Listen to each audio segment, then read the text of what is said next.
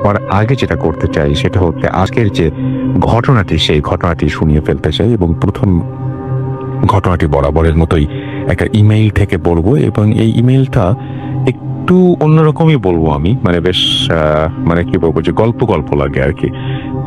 তো যাই হোক, আমরা পড়ি, আশা করছি এটা আপনাদের ভালো লাগবে। আমার কাছে যিনি লিখেছেন তিনি হচ্ছেন শিকদার মেহেদি হাসান, এবং তিনি যেভাবে লিখেছেন আমি সেভাবেই পড়ার চেষ্টা করছি।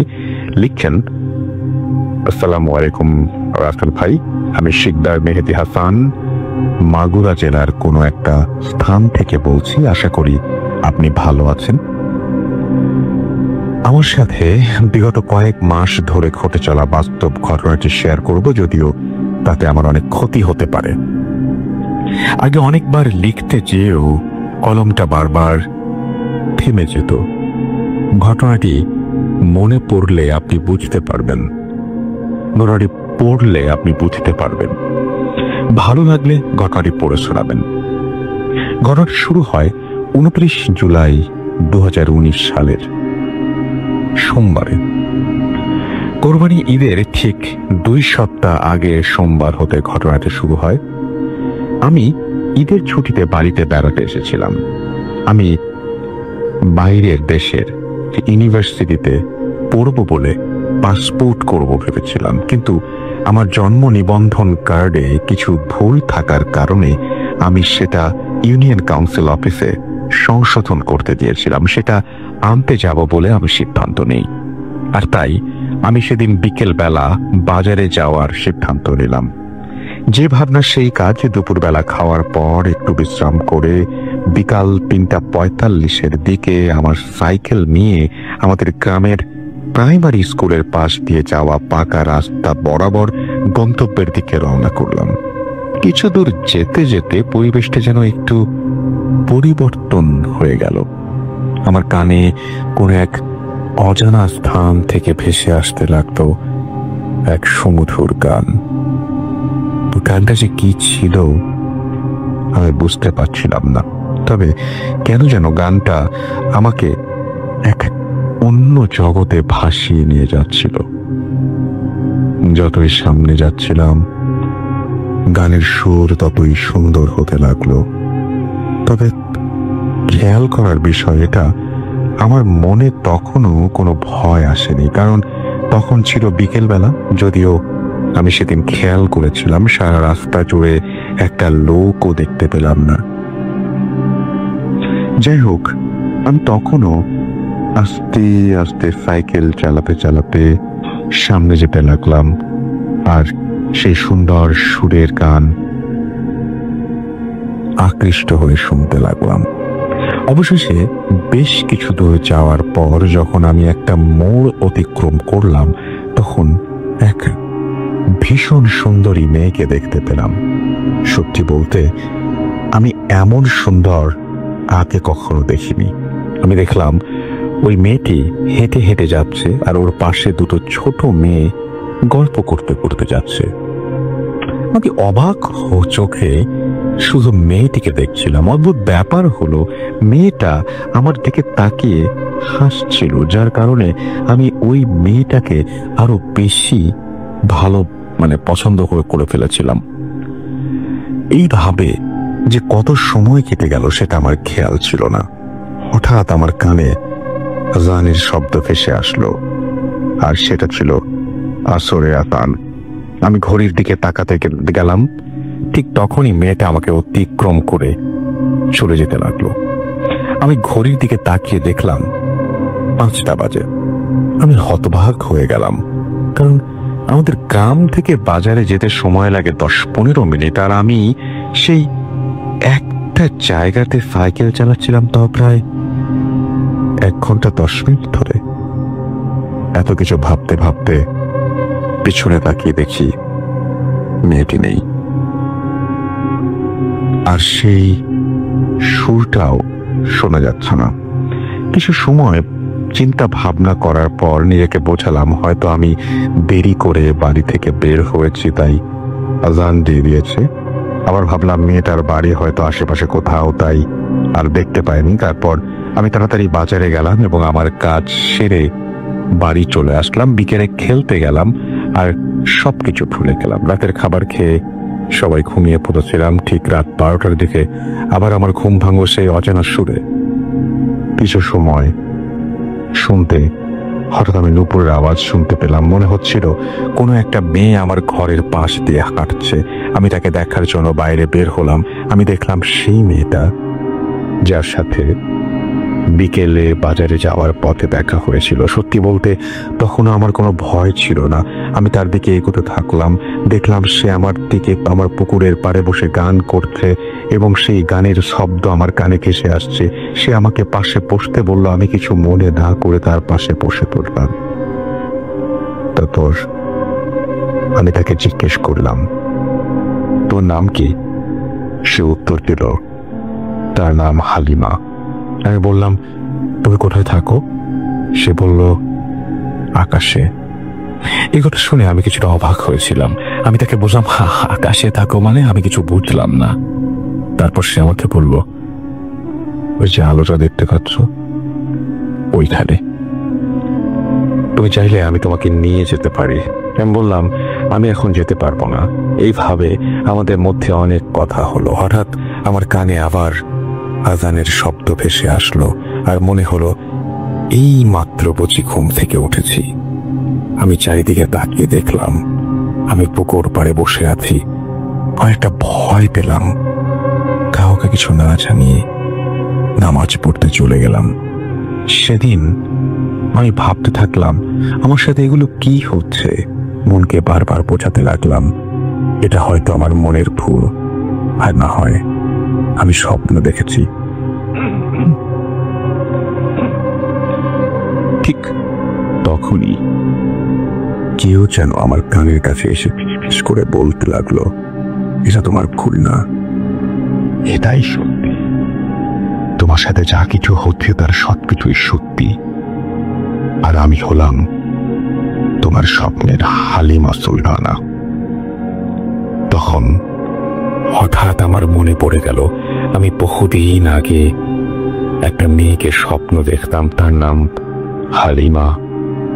সে আমার স্বপ্নে আসতো আর আমার সাথে গল্প করত। আর এই স্বপ্নের জন্য আমার বাবা মা আমাকে অনেক হুজুর দেখিয়েছেন। তারপরও স্বপ্নটা যেন কখনোই থেমে থাকতো না। মাঝখানে 3-4 বছর যাবৎ আমি স্বপ্নে আর তাকে দেখতাম না। এবার আমি মনে মনে ভাবতে লাগলাম বহুদিন আগে থেকে দেখে আসা সেই স্বপ্নের মেয়েটার সাথে গতকালকে দেখা মেয়েটার সব কিছু যেন মিলে যাচ্ছিল। মনকে কিছুতেই বুঝাতে পারছিলাম না স্বপ্ন কি কখনো সত্যি হয়। তখন আমি তাকে বললাম, তুমি যদি সত্য হয়ে থাকো তাহলে কেন তুমি শুধু স্বপ্নে আসো, আর কেনই বা আজান দিলে তুমি চলে যাও? সব সময় কেন থাকো না? এই কথা শুনে সে বলল যে আমি চাই কি না সব সময় তার সাথে থাকতে। এবং আমি যখন হ্যাঁ সূচক উত্তর দিলাম তখন সে তার দিকে তাকাতে বলল। আমি তাকিয়ে দেখি দূর আকাশে কোনো একটা আলোর ভেতর থেকে মনে হচ্ছে কিছু একটা আমাদের দিকে এগিয়ে আসছে। আমি দেখতে পেলাম যে এগিয়ে আসছে, তার পরনে ছিল নীল শাড়ি, নীল চুড়ি এবং বেশ সুন্দর লাগছিল তাকে দেখতে। এইভাবে প্রতিদিন সে আমার সাথে দেখা করতো। মানে আমি বুঝতে পারতাম এটা আমার দেখার সেই মেয়েটা। এভাবে প্রতিদিন সে আমার সাথে দেখা করতে লাগলো। একদিন আমি আমার বাবা মাকে তার কথা বললাম, দেখানোর চেষ্টা করলাম, তাদেরকে বললাম, দেখো তো আমার সাথে একটা মেয়ে আছে, তোমরা দেখতে পাচ্ছ কিনা? তারা বলল না। অথচ সেই হালিমা নামের মেয়েটাও তখনও আমার সামনে দাঁড়িয়েছিল। তারপর আমার বাবা মা সিদ্ধান্ত নিল আমাকে একটা হুজুরের কাছে নিয়ে যাবে। যে ভাবনা সেই কাজ। হুজুর আমাকে দেখে তখন বলল যে তোমার ছেলেকে পরীতে আসর করেছে, এখন এর থেকে মুক্তি পাওয়া তো অনেক কষ্টকর। তারপর আমার কিছু তেল পড়া ও পানি পড়া দিল এবং বাড়ি নিয়ে গেল। ওই দিন রাতেই সেই মেয়েটা আমাকে বলল যে আমাকে তার থেকে নাকি কেউ আলাদা করতে পারবে না, এবং সে বলল আমাকে আজকে রাতে তোদের বাড়িতে নিয়ে যাবে। এরপর সে আমার হাতটা ধরে আমাকে নিয়ে যেতে লাগলো। মনে হলো আমি যেন হাওয়ায় ভাসতে ভাসতে আকাশের দিকে আস্তে আস্তে আকাশের দিকে উঠতে লাগলাম। হঠাৎ এক সময় সবকিছু বদলে গেল। সুন্দর রাস্তা, দুই পাশে অসাধারণ সব গাছপালা যেগুলো আমি কখনো দেখিনি। এরপর সে আমাকে তাদের বাড়ির ভেতরে প্রবেশ করালো। বাড়িটা দেখে মনে হলো যেন কোনো বেহেশতে প্রবেশ করেছি। তারপর দেখতে পেলাম একটা মহিলা এবং একটা পুরুষ লোক আমার সামনে আসলো এবং আমাকে সালাম দিল। আমাকে বলল, বাবা তুমি কেমন আছো? আমার মেয়েটা কি তোমাকে অনেক জ্বালাতন করে? তারা আমাকে ঘরের মধ্যে নিয়ে গেল এবং সেখানে বসতে দিল। আর সেই মেয়েটি বলল, আমি তোমার জন্য রান্না করতে যাচ্ছি। তারপর সেই হালিমা মেয়েটা আমাকে একটা বাগানের মধ্যে নিয়ে যায় এবং সেখানে আমি দেখতে পাই সুন্দর নদী, অনেক ধরনের গাছ এবং অনেক ফুলের সুগন্ধ। সেখান থেকে পানিতে বসে হাত মুখ ধুয়ে কিছুটা পানি আমি পান করি। তারপর আমরা দুজন হাঁটতে হাঁটতে অনেক দূরে গেলাম। বিচিত্র রকমের জিনিস দেখতে পেলাম। সে আমাকে একটা গাছের নিচে নিয়ে গেল এবং আমরা খুব তাড়াতাড়ি বিয়ে করার সিদ্ধান্ত নিলাম। আমি বলছিলাম যে আমি কিন্তু একটু ভয় পাচ্ছিলাম না। এবং সেখান থেকে আসার পরে তার রান্না করা সব খাবার খেলাম এবং অসম্ভব রকমের ভালো স্বাদ ছিল সেগুলো। সেখানে ছিল রাজ্যের পর একটা রাজ্যের পরে যেন একটা রাজ্য আমি দেখতে পাচ্ছি। সবকিছু দেখলাম এবং আমাদের বিয়ের উৎসব শুরু হলো। ঠিকানা এভাবে 3-4 দিন কাটানোর পরে আমাদের বিয়ে হয় এবং সেখানে ওদের আত্মীয় স্বজন সবাই আসলো। চমৎকার একটা অনুষ্ঠান। এবং এভাবে সে থাকার পর আমি তাকে বললাম, সামনে তো ঈদ, আমাকে একটু বাড়িতে দিয়ে আসবে, তাহলে আমি ঈদ করতে পারবো আর তুমিও আমার সাথে যাবে। সে আমার কথায় রাজি হলো এবং ঈদের দিন সকালে আমি ঘুম থেকে উঠি। আমার বিছানার চারিদিকে অনেক লোকজন। আমার বাবা মা আমাকে ঘিরে কান্নাকাটি করছে আর বলছে, বাবা তুই এতদিন কোথায় ছিলি? 1 সপ্তাহ ধরে তোকে কত খুঁজেছি, কত হুজুরের কাছে গেছি, হুজুর বলল তোকে নাকি চীনের দেশে নিয়ে গিয়েছে। আমি তখন তাদের কিছু বললাম না। গোসল করে আব্বু আর ভাইয়ার সাথে নামাজ পড়তে গেলাম। রাতে খাবার খেতে বসার পরে মা বাবাকে সমস্ত ঘটনা বললাম। তারা বিশ্বাস করলো আর তাদেরকে বললাম তারা যেন এই কথা আর কোনো মানুষকে না বলে। এভাবেই চলতে লাগলো আমার জীবন। আমার স্ত্রীকে শুধুমাত্র আমি ছাড়া আর কেউ দেখতে পায় না, তবে বিভিন্ন ঘটনার মাধ্যমে আমার স্ত্রী প্রমাণ করে দেয় তার অস্তিত্ব বাড়িতে আছে। সে আমার সাথে থাকে। আমার মাঝে মাঝে আমরা তার বাড়িতে ঘুরতে যাই, সেখানে ঘুরে আবার চলে আসি। এভাবেই চলছে আমার জীবন। সত্যি বলতে ভয় লাগে না, এগুলোর সাথে এখন অভ্যস্ত হয়ে গেছি। ভেবেছিলাম অনেক দিন আগে আমার ঘটনাটা লিখবো, কিন্তু আমার স্ত্রী লিখতে দিত না। অনেক কষ্ট করে বোঝানোর পর আজ লিখলাম। স্টুডিওতে গিয়ে ঘটনাটি শেয়ার করতে পারবো না, কারণ আমার স্ত্রী চায় না আমাকে সবাই দেখে চিনে ফেলুক যে আমার বউ যে জিন, এটা আমিও চাই না। এবং তারপরে তার ফোন নাম্বার দিয়েছেন এবং তিনি বসে চাইলে আমার এই ঘটনাটার সত্যতা যাচাই করতে পারেন। তিনি তার ফোন নাম্বার দিয়েছেন। না, আমি আসলে যাচাই করার কেউ না, যাচাই করবেন যারা শুনছেন তারা। এবং আপনি আপনার নাম বলেছেন শুরুতে, এবং আপনি যদি শুনে থাকেন এই ভূতপাল, আপনি ফেসবুকে কমেন্টও করতে পারেন যে আজকে আমার ঘটনা পড়া হচ্ছে। তাতে যদি কেউ আপনার সাথে কন্ট্যাক্ট করতে চাই, definitely they can do it. আমি যেটা করতে চাই সেটা হচ্ছে সরাসরি এখন আমাদের ওপিপির কাছে চলে যেতে চাই এবং এই ঘটনাটা কেমন লেগেছে সেটা আপনারা অবশ্যই জানাবেন আমাদেরকে ফেসবুকে বা টুইটারে। আমি চলে যাচ্ছি আমাদের প্রথম অতিথির কাছে, তার ঘটনাটা শুনে আসবো। আপনার নামটা প্লিজ একটু বলবেন, কোথা থেকে এসছেন সেটা বলবেন, তারপরে আপনার ঘটনায় যাবো। আসসালামু আলাইকুম, থ্যাংক ইউ রাসেল ভাই। হ্যালো লিসেনার্স, আমি ফারহান ফ্রম উত্তরা। রাসেল ভাই, আজকে যে ঘটনাটা আমি বলবো এটি আমার নিজের সাথে ঘটে যাওয়ার লাস্ট জুন মাসের একটি ঘটনা। তো সাডেনলি আমি, আমার 2টা ফ্রেন্ড কাঞ্চন এবং ফয়সাল, আর আমাদের একজন মামা আলো মামা, তো আমরা 4 জন মিলে একটা প্ল্যান করি চাঁদপুর যাব। তো চাঁদপুরে মামার এক ফ্রেন্ড আছে, ওনার বাসায় যাব।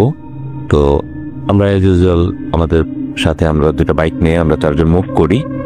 তো আমরা যখন ওরা বাইক নিয়ে সদরঘাট আসি, এখান থেকে বাইক লঞ্চে উঠাই, আবার ওখানে যে লঞ্চ ঘাট থেকে নেমে বাইক নিয়ে যাচ্ছি। তো বাইক নিয়ে কিছু দূর আমরা প্রায় চাঁদপুর হাজীগঞ্জ পর্যন্ত যাই। দেন ওখান থেকে আরো মিনিমাম 30 to 40 কিলোমিটার রাস্তা। তো আমরা রাফেল ভাই যাচ্ছি সুন্দরভাবে আল্লাহ রহমতে। তো হঠাৎ করে বেশ খানিকটা রাস্তা আপনার ভাঙা, মানে খুব ভালোভাবে ভাঙা। তো আমরা বাইকটা খুব স্লোলি যাচ্ছি, 20-30 নিয়ার অ্যাবাউট স্পিড। তো ওইখানে একটা জিনিস যেটা নোটিস করার মতো, কোনো ল্যাম্প ছিল না, গ্রাম একে তো গ্রাম, তো কোনো ল্যাম্প পোস্ট ছিল না বা কোনো আলো ছিল না। তো বাইকের হেডলাইটে যতটুকু আলো ওটা থেকেই যাচ্ছি। তো যেতে যেতে একটা পর্যায়ে আমি হঠাৎ করে আমার চোখে পড়লো যে আমি চোখে একটা কিছু দেখতেছি।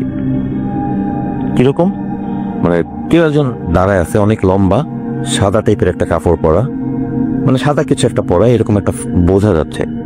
তো আমি এটা দেখে আমি মামার বাইকে ছিলাম, মামা ড্রাইভ করছিল। তো আমি মামাকে আস্ক করলাম, মামা আপনি কি কিছু দেখছেন? তো সে কোনো কথা বললো না। তো একটু পরে আমি আবার তাকে আস্ক করলাম, মামা কি ব্যাপার, আপনি কিছু বলতেছেন না? তো বলতেছে, কথা বলিস না, তুই পারলে দোয়া পড়। আর এর মাঝখানে উনি মানে 3 বার কাশি দিছে রাসেল ভাই। তো এই জিনিসটা আমি ছোটবেলা শুনেছি যে কেউ কিছু দেখলে বা কোনো কিছু এরকম ফিল করলে তখন দেখতাম, শুনতাম যে কাশি দিছে, হেয়ার স্টাইলের একটা ইয়া দিছে। তো মামাও দেখলাম ফ্রেন্ড, তো বলতেছে তুই দোয়া পারলে দোয়া পড়। আমি অ্যাজ ইউজুয়াল দোয়া পড়তেছি।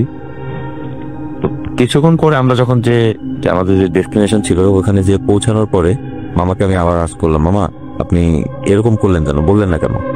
তখন মামা বলল, আমি ওইখানে মানে আমিও এই জিনিসটাই দেখছি যে একটা মহিলা টাইপ, অনেক লম্বা, সাদা কাপড় পরা, ওনার চুল মানে সামনের দিকে দেয়, এই টাইপের একটা কিছু। তো আর চোখ দিয়ে মানে মনে হচ্ছে ব্লাড পড়তেছে। তো মামা বলতেছে এরকম একটা আমি এই জিনিসটা দেখছি, আর এইসব যখন দেখে তখন কথা বলতে হয় না, তখন দোয়া দুরূদ পড়তে হয়, তাহলে এটা চলে যায়। তো আমরা অ্যাজ ইউজুয়াল ওখান থেকে জিনিসটা ক্রস করে চলে আসছি। তো পরের দিন আমরা সেম টাইমে মানে 3টা-4টার দিকে বিকেল বেলা আমরা বের হয়েছি ঘুরতে। তখন ওই এলাকার যে মামার বাসায় গেছি, ওনার সাথে উনিও আমাদের সাথে ছিল। আমরা ওই জায়গাটা থেকে যাচ্ছি, তখন ওনাকে জিজ্ঞেস করলাম, মামা এই জায়গাটা এরকম একটা বিষয় আমরা তো নোটিস করলাম গতকালকে, এখানটা কি আসলে কেমন? তখন উনিও বললো যে এই জায়গাটা খুব একটা ভালো না, এখানে এরকম রাতে প্রায় এই ধরনের ইনসিডেন্ট দেখা যায়। এটাই ছিল আমার ঘটনা। থ্যাংক ইউ সো মাচ আপনার ঘটনার জন্য। একটু বলতে চাচ্ছি, আমার কিছু লিসেনার শুনছে না, আমরা এটা চাচ্ছি না এখন বলতে। থ্যাংক ইউ সো মাচ, আপনাকে অনেক ধন্যবাদ আপনার ঘটনা বলার জন্য, এবং যারা শুনছেন ওদেরকে আমি আমার পক্ষ থেকে ধন্যবাদ জানিয়ে দিচ্ছি। এবং আমাদের সাথে আমি এই জন্য নিষেধ করি, যখন অন্য কোনো গেস্ট এটা বলেন তখন সবাই বলতে শুরু করেন, ঝামেলা হয়ে যায়। তো যাই হোক, জিল্লুর আমাদের সাথে আছেন, এবং জিল্লুর আমাদের সাথে শুনছেন টুইটারে, এছাড়াও মানে টুইটারে আমাদের সাথে আছেন আর কি, এবং শুনছেন আমাদের আজকের ঘটনাগুলো। রনি আফ্রিদি আমাদের সাথে আছেন, ময়মনসিংহ থেকে শুনছেন তিনি। জ্যোতির্ময় আমাদের সাথে আছেন এবং তিনিও শুনছেন। SR রাজ আমাদের সাথে আছেন, তিনি রাজশাহী থেকে শুনছেন। বিশাল বৈরাগী রাজবীর আমাদের সাথে আছেন এবং তিনি গোপালগঞ্জ থেকে শুনছেন। লাস্ট 7 ইয়ার্স ধরে তিনি ভূত FM শোনেন। মইনুর সাগর আমাদের সাথে আছেন, এবং ফার্স্ট স্টোরিটা তার কাছে অনেক বেশি ভালো লেগেছে, যেটা তিনি জানিয়েছেন। আমাদের সাথে আছেন দেখতে পাচ্ছি, এছাড়াও মনোজ কান্তি, এবং তিনি বলছেন ফার্স্ট ইমেলটা তার কাছে অনেক বেশি ভালো লেগেছে। এবং আমাদের সাথে আছেন আদি, এবং তিনি শুনছেন এই মুহূর্তে। শান্ত ইসলাম হাসান আমাদের সাথে আছেন।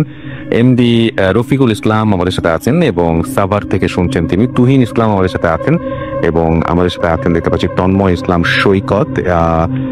ইমেলটা ভালো লেগেছে TR নিলয়ের কাছে। SR রাজ আমাদের সাথে আছেন, ইমেলটা সেই রকম, তিনি তাই বলেছেন।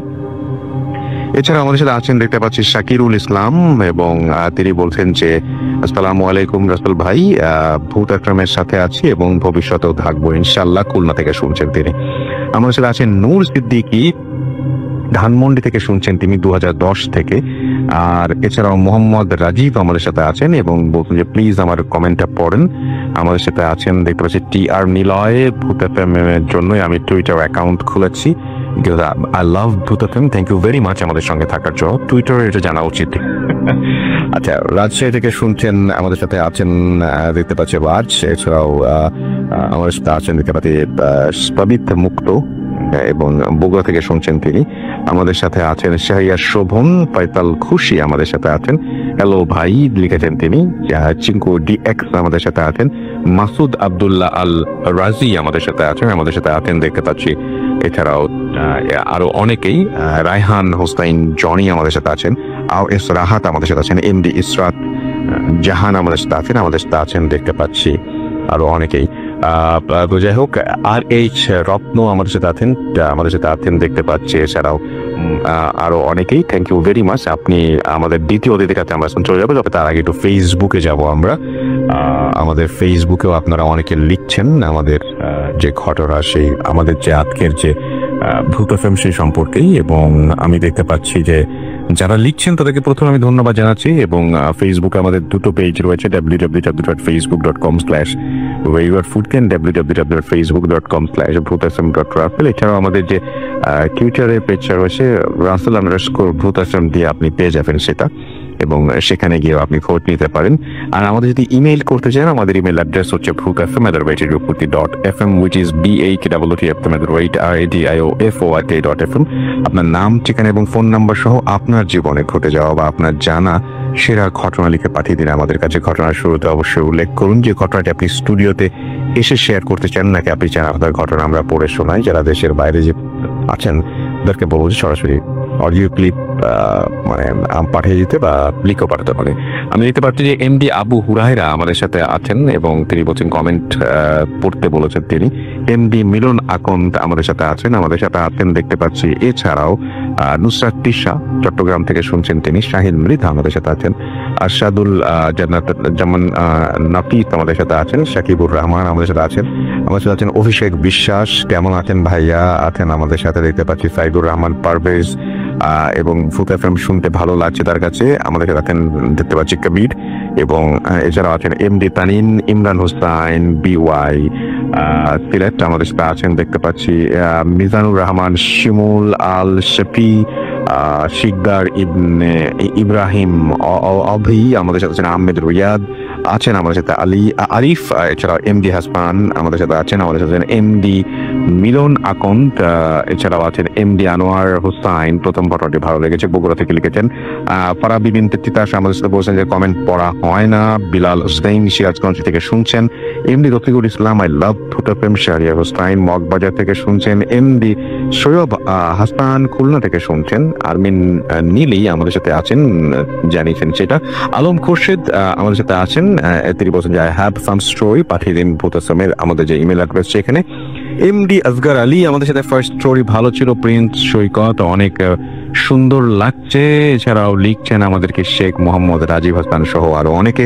Thank you very much. চলে যাচ্ছে আমাদের দ্বিতীয় অতিথির কাছে। আপনার নামটা প্লিজ একটু বলবেন, কোথা থেকে এসেছেন সেটা বলবেন, তারপর আপনার ঘটনায় যাব। জি, আমি মাহমুদুল হাসান মৃদুল, উত্তরা থেকে এসেছি। ধন্যবাদ রাসেল ভাই। এই ঘটনাটি স্টেশন রোড টঙ্গীর একটি ঘটনা। তো লেখাপড়ার উদ্দেশ্যে আমি ময়মনসিংহ থেকে প্রথম উত্তরাতে আসি, মানে ঢাকায় আসি। তো ব্যাচেলার লাইফ একটা ঘটনা দেখা যাচ্ছে যে আমি স্টেশন রোডে একটা বাসায় থাকি, নাম ছিল লাইট হাউস, 9 তলায়। টপ রোডে বাসাটা ছিল, মানে 7 তলার উপর। ওখানে একটা ঘটনা, যখন আমি ওই মেসে থাকা অবস্থায় প্রায় সময় দেখা যেত মিল কম পড়ে যেত। বিষয়টা এরকম না যে প্রায় সময় কমে যেত, বিশেষ করে একটা নির্দিষ্ট সময়ে মিলটা, যখন 10 জন আছি বা 8 জন আছি, মিলটা ক্যালকুলেশন করে ভাগ করে দেওয়া হচ্ছে। তো সেখানে দেখা যাচ্ছে দুপুরের মিলটা 1টা বা 2টা মিল প্রায় সময় বেড়ে যেত, রাতে আনফর্চুনেটলি 1টা বা 2টা কম পাওয়া যাচ্ছে। স্বভাবতই বাজারের দায়িত্ব বা একটা নির্দিষ্ট সময় পরে মিলটা ভাগ করার দায়িত্ব আমার উপরে পড়ে। 1 সপ্তাহ অতিবাহিত হওয়ার পর এই দায়িত্বটা আমাকে দেওয়া হয়। আমি প্রথম দিন যখন ভাগ করলাম, দেখলাম যে সেম ঘটনা ঘটলো। দ্বিতীয় দিন আমাকে আবার দায়িত্ব দেওয়া হলো। তখন আমি গ্রেটফুলি আমার এক বড় ভাইকে সঙ্গে নিলাম যে ভাই দেখেন, আজকে 1 সপ্তাহ ধরে একই ঘটনা ঘটছে, তো নিশ্চয়ই এখানে কোনো ঘটনা থাকতে পারে। তো দুজনে মিলে গুনে গুনে 10টা বা 12টা মিল ভাগ করে দেওয়া হয়েছে। পাশাপাশি আমার যে রুমমেট ছিল, তো রুমমেটটা একটা কল সেন্টারে চাকরি করতো। কল সেন্টারে ওই ভাইয়াকে বলে রাখলাম যে ভাইয়া, আপনি তো বাসায় থাকেন, আপনার তো নাইট ডিউটি, তো আপনি এই বিষয়টুকু খেয়াল রাখবেন যে দুপুরের মিলটা কম পড়ছে না, কিন্তু রাতে এরকম কেন হচ্ছে। পরবর্তীতে ওই ভাইয়াটা বিষয়টা বুঝতে পারলো। বোঝার পরে খুব সম্ভবত রাতে 9টা বা 9:30 এরকম বাজে, সে রেডি হচ্ছে যে তার কল সেন্টারের কাজে যাবে। তো দেখলো কি, একটা বিদ্যুটে কালো বিড়াল, মানে এরকম বৃষ্টি একটা কালো বিড়াল 7 তলার উপরে আসছে। কিচেন রুমে গেল, যাওয়ার পরে যে বাটিগুলি আমরা ভাগ করে রাখতাম মিলের জন্য, ওখানে ঘোরাফেরা করছে বা গন্ধ শোকার চেষ্টা করছে। গন্ধ শোকার চেষ্টা করার পরে সে খাবারের জন্য চেষ্টা করেনি। মানে যদি এরকম হতো যে সে হয়তো ফেলে নষ্ট করবে বা নষ্ট করার চেষ্টা করেনি, সে গন্ধটা শুকে যে ভেন্টিলেটরটা ছিল ভেন্টিলেটরের উপর দিয়ে লাফ দিয়ে চলে গেছে। চলে যাওয়ার পরে ওই ভাইটা বিষয়টা খেয়াল করলো যে একটা কালো বিড়াল প্রতিনিয়ত আসছে। তো সে ওয়াশরুমে গেল। ওয়াশরুমে যাওয়ার ফ্রেশ হয়ে যখন সে আবার কিচেন রুমের দিকে গেল, দেখা গেল যে 2টা মিল এখানে কম পড়ে গেছে। তো এই ঘটনার কিছুদিন পর আবার কাকতালীয় ভাবে, মানে খুব সম্ভবত 1 সপ্তাহ হবে, 1 সপ্তাহ পরে আমার স্কুলের এক ফ্রেন্ড আমাকে ফোন দিয়ে জিজ্ঞেস করছে যে বন্ধু, তুমি কই আছো বা নতুন কোন জায়গায় উঠলা। পরে আমি কথা প্রসঙ্গে বললাম যে আমি তো স্টেশন রোডের একটা বাসায় উঠলাম, তো 7 তলায় থাকি। তো আমার যে ফ্ল্যাটটা, এটার পাশে হচ্ছে একটা অংশ খোলা ছাদ আর একটা অংশে হচ্ছে 2টো রুম, যেখানে আমার ব্যাচেলার থাকি। তো সে কথা প্রসঙ্গে আমাকে একটু সতর্কতা বলবো না, মানে নর্মালি বললো যে দেখো একটু সাবধানে থেকো। তো কথা প্রসঙ্গে কথা বললাম। তো কিছুক্ষণ পর আমি কথা শেষ করলে মোবাইলে কথাটা শেষ করলাম। শেষ করে আবার আমার বাবা মাকে ফোন দিলাম যে আমি আলহামদুলিল্লাহ ভালো আছি, তো 1 সপ্তাহ যেহেতু হয়ে গেছে খোঁজখবর নেই। তো তারপর দেখা গেল কোথাও শেষ করেছি, আচমকা আমি টপ ফ্লোরের দিকে তাকালাম। অর্থাৎ 7 তলার যে টপ ফ্লোরটা, একটা অংশ ওইখানে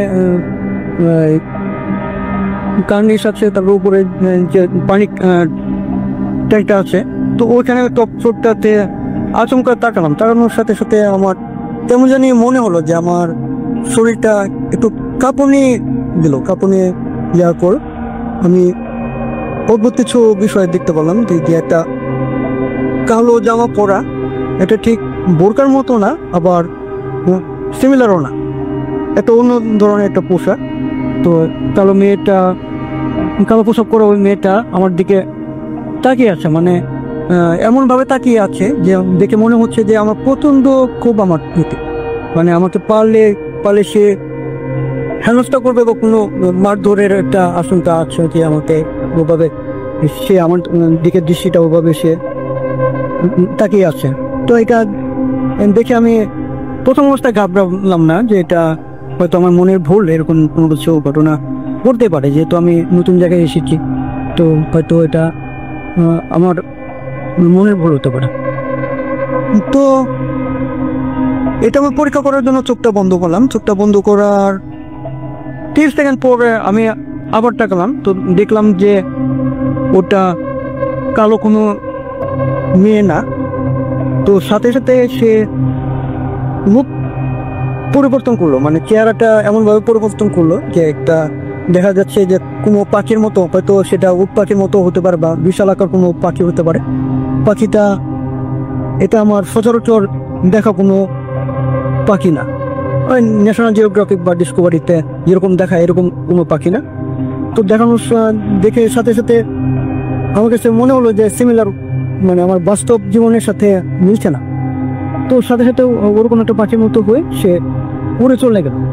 তো ওটা দেখার সাথে সাথে আমি ও বাবা গো এটা বলে আমি একটা চিৎকার করলাম। মানে চিৎকার করার সাথে সাথে আমার মনে হলো যে কেউ হয়তো আমাকে স্ট্রেচার করে নিয়ে যাচ্ছে, স্ট্রেচারে করে 4-5 জন ধরে আমাকে কোথাও নিয়ে যাচ্ছে। আর নিয়ে যাওয়ার পর আমার মাথা পানি ঢালছে। তো আমার এরপর আমার কিছু মনে নেই। তারপর যখন সকালে আমি ঘুম থেকে উঠলাম, ঘুম থেকে ওঠার পর আমার যে রুমমেট ছিল, তা আমার পাশে বেডে যিনি ছিলেন, তাকে আমি জিজ্ঞেস করলাম যে ভাইয়া কালকে রাতে তো এরকম একটা ঘটনা ঘটেছে।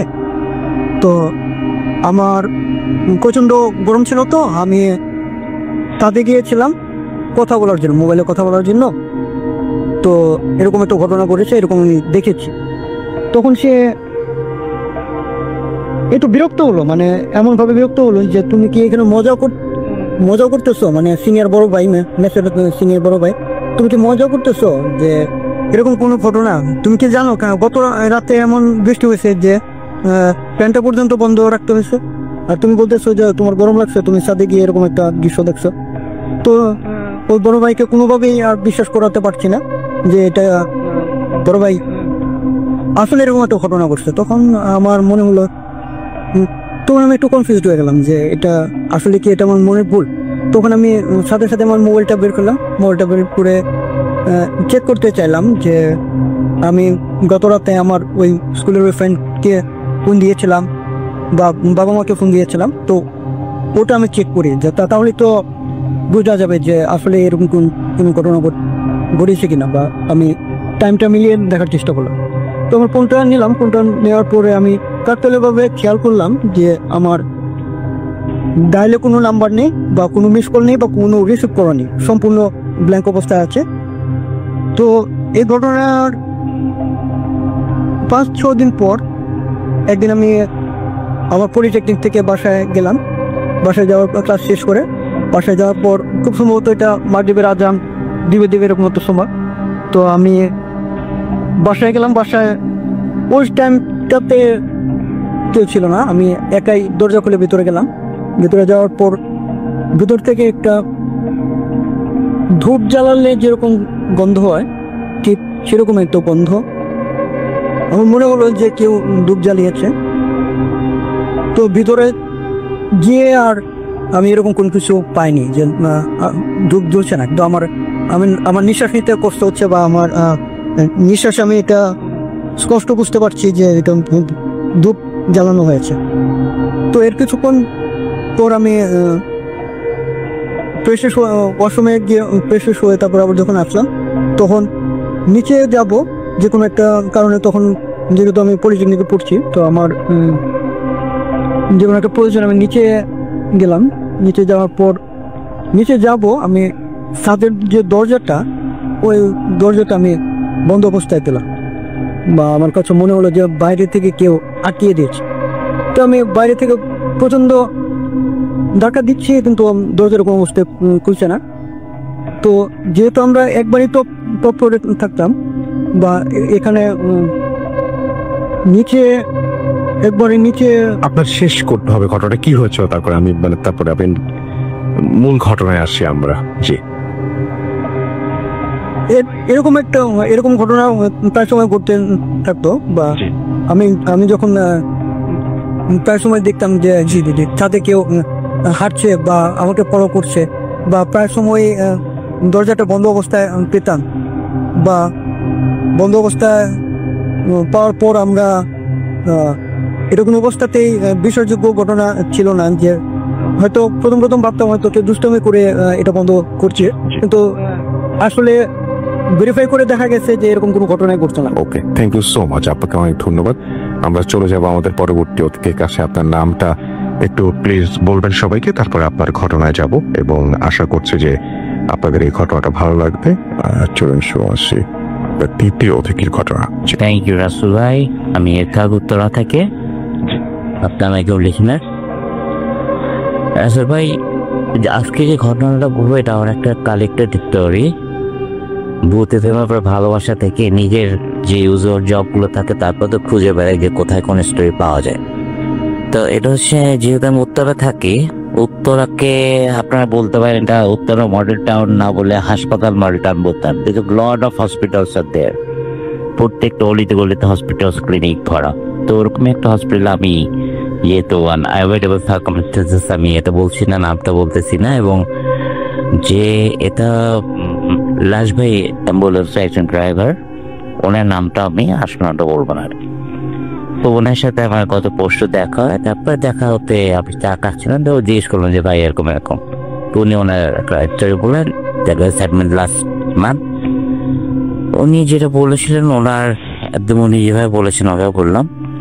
বলতেছি আমি এটা একটা যে কোনো একটা হসপিটালে একটা লোক মারা গিয়েছে রাতটা, মানে লিভার সিরোসিস হয়েছিল, রাত 9টার দিকে মারা গিয়েছে। হি ওয়াজ ফ্রম কাশীপুর। কাশীপুর হচ্ছে গিয়ে বরিশালে একটা ছোট গ্রাম।